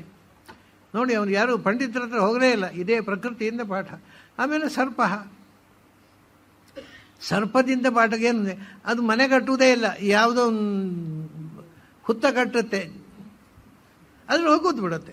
ಯಾರೋ ಕಟ್ಟಿದ ಮನೆಯಲ್ಲಿ ತಾನು ಆನಂದವಾಗಿರುತ್ತೆ, ಬಾಡಿಗೆ ಕೂಡ ಕೊಡಬೇಕಾಗಿಲ್ಲ. ಹಾಗೆ ಎಲ್ಲಿ ಜಾಗ ಇದೆ ಅಲ್ಲಿ ಮಲಗಿ ಬದುಕಬೇಕು. ಯಾಕೆ ಮನೆ ಕಟ್ಟಬೇಕು? ಮನೆ ಕಟ್ಟಿಗೆ ಸಾಲ ಮಾಡೋದು, ಆಮೇಲೆ ಸಾಲ ತೀರಿಸಿಗೆ ಮನೆ ಮಾರೋದು, ಇದೆಲ್ಲ ಯಾಕೆ ಬೇಕು? ಎಲ್ಲಿ ಖಾಲಿ ಜಗಲಿದೆ ಅಲ್ಲಿ ಹೋಗಿ ಮಲಗಿದ. ಇದನ್ನು ನನಗೊಂದು ಸ್ವಂತ ಮನೆ. ಈ ಮನುಷ್ಯನ ದುರ್ಬುದ್ಧಿಯಿಂದಲೇ ಒಂದು ಸಮಸ್ಯೆ ಒಳಗಾಗೋದು. ಅದು ನಾನು ಸರ್ಪದಿಂದ ಕಲಿತೆ. ಆಮೇಲೆ ಅತ್ಯಂತ ಅದ್ಭುತವಾದ್ದು ಕೊನೆಯದ್ದು 2 ಊರ್ಣ. ಈಗ ಇಲ್ಲಿ 22 ಆಯ್ತು. ಈಗ ನಾನು ಹೇಳ್ತಾ ಬಂದದ್ದು ಊರ್ಣನಾಭ 23ನೇದ್ದು. ಊರ್ಣನಾಭ ಅಂದರೆ ಜೇಡ. ಜೇಡನನ್ನು ನೋಡಿ ಒಂದು ಕಲಿತೆ ಅಂತ ಅವನಿಗೆ ಒಂದು ಸಂಶಯ ಇತ್ತಂತೆ. ಏನು ಅಂದರೆ, ಈ ಪುರಾಣಗಳಲ್ಲೇ ಹೇಳ್ತಾರೆ ಭಗವಂತ ನಾಭಿಯಿಂದ ಸೃಷ್ಟಿ ಮಾಡಿದ ಅಂತ. ನಾಭಿಯಿಂದ ಸೃಷ್ಟಿ ಮಾಡಲಿಕ್ಕೆ ಆಗತ್ತಾ? ಎಂಥದ್ದು ಇದು? ನಂಬಲಿಕ್ಕೆ ಆಗೋಲ್ಲ. ನಾಭಿಯಿಂದ ಏನೋ ಒಂದು ಕಮಲ ಹುಟ್ಟುವುದಂತೆ, ಅದರಲ್ಲಿ ಬ್ರಹ್ಮ ಬರೋದಂತೆ, ನಾಭಿಯಿಂದ ಎಲ್ಲಿ ಅದು ಹುಟ್ಟುಂಟು. ಹಾಗೆ ನೋಡ್ತಾನೆ, ಜೇಡರ ಹುಳವನ್ನು ನೋಡಿದಂತೆ. ಅದು ಬಲಗಟ್ಟತ್ತಲ್ಲ, ಇಡೀ ಪ್ರಪಂಚ ಅದರದ್ದು. ಅದು ನಾಭಿಯಿಂದ ಕಟ್ಟುವುದು. ನಾಭಿಯಿಂದ ನೂಲು ಇಳಿಸಿ, ನಾಭಿಯಿಂದ ಭಗವಂತ ತಾನು ಏನು ಮಾಡ್ತೇನೆ ಅಂತ ತೋರಿಸೋಕ್ಕೋಸ್ಕರ ಜೇಡರ ಹುಳವನ್ನು ಸೃಷ್ಟಿ ಮಾಡಿದ್ದಾನೆ. ಆ ಜೇಡ ಹೇಗೆ ನಾಭಿಯಿಂದಲೇ ಅದು ಹೇಳ್ಕೊಳ್ಳುತ್ತೆ, ಆಮೇಲೆ ನಾಭಿಂದ ಹೇಳ್ಕೊಂಡು ನಾಶ ಮಾಡುತ್ತೆ. ಭಗವಂತನು ಈ ಜೇಡರ ಹುಳದ ಹಾಗೆ ಸೃಷ್ಟಿ ಸ್ಥಿತಿ ಸಂಹಾರಗಳನ್ನು ಮಾಡ್ತಾನೆ. ಭಗವಂತನ ಮಹಿಮೆ ನನಗೆ ಜೇಡರ ಹುಳ ನೋಡಿ ಗೊತ್ತಾಯಿತು. ಆಮೇಲೆ 24ನೇದು ಸುಪೇಶಕೃತ. ಸುಪೇಶಕೃತ ಅಂದರೆ ಕಂಚುಗಾರ ಹುಳ. ಈಗ ಪ್ರಾಯ ಕಂಚುಗಾರ ಹುಳ ಪೇಟೆಯಲ್ಲಿದ್ದವರಿಗೆ ಶಬ್ದ ಮಾತ್ರ, ಅದು ಗುರುತು ಇರಲಿಕ್ಕಿಲ್ಲ. ಹಿಂದೆ ಮನೆಯಲ್ಲಿ ಒಂದು ಜಾತಿಯ ಮಣ್ಣು ತಂದು ಅದು ಗೂಡು ಕಟ್ತಾ ಇತ್ತು ಮಾಡಿನಲ್ಲಿ ಗೋಡೆಗಳಲ್ಲಿ, ಪಕ್ಕಾಸೆಯಲ್ಲೆಲ್ಲ. ಆ ಮಣ್ಣು ಮೆಡಿಸಿನ್, ಅದನ್ನು ಆಯುರ್ವೇದ ಪಂಡಿತರು ಅದನ್ನು ಮಾತ್ರೆಗೆ ಉಪಯೋಗಿಸ್ತಿದ್ರು. ಅದನ್ನು ಮಣ್ಣಿನಿಂದ ಔಷಧ ಮಾಡ್ತಿದ್ರು. ಆ ಕಂಚುಗಾರ ಹುಳದ ನೋಡಿ ಒಂದು ಕಲಿತೆ. ಏನು ಕಲಿತೆ? ಅದು ಯಾವುದೋ ಒಂದು ಹುಳವನ್ನು ತಂದು ಅದರೊಳಗೆ ಇಟ್ಟು ಸಾಕೋದು. ಸಾಕಿ ಅದಕ್ಕೆ ಆಹಾರ ಕೊಟ್ಟದ್ದು ಪ್ರೀತಿ ಮಾಡಿ ಮಾಡಿ ಒಳಗಿದ್ದದ್ದು ಕಂಚುಗಾರ ಹುಳವೇ ಆಗಿಬಿಡುತ್ತೆ. ಓಹೋ, ಹಾಗೆ ನಾವು ಭಗವಂತನನ್ನು ಭಕ್ತಿಯಿಂದ ಪ್ರೀತಿಯಿಂದ ನೋಡಿದರೆ ನಾವು ಭಗವಂತನಂತೆ ಆನಂದಮಯರಾಗಿ ಬಿಡ್ತೇವೆ. ಹಾಗೆ ಜೀವನ ಸ್ವಭಾವ ಗೊತ್ತಾಯಿತು, ಭಗವಂತನ ಸ್ವಭಾವ ಗೊತ್ತಾಯಿತು. ಬರೇ ಪ್ರಾಣಿಗಳ ಹುಳಗಳು, ನೊಣಗಳು, ಪತಂಗಗಳು ಇವುಗಳಿಂದ ಕಲಿತು. ಏತೇ ಮೇ ಗುರವೋ ರಾಜನ್ ಚತುರ್ವಿಂಶತಿರೀರಿತಾ. ಇವರೆಲ್ಲ ನನ್ನ ಗುರುಗಳು. ಇವು 24 ಮಂದಿ ಗುರುಗಳಿಂದಲೇ ನಾನು ಕಲಿತದ್ದು.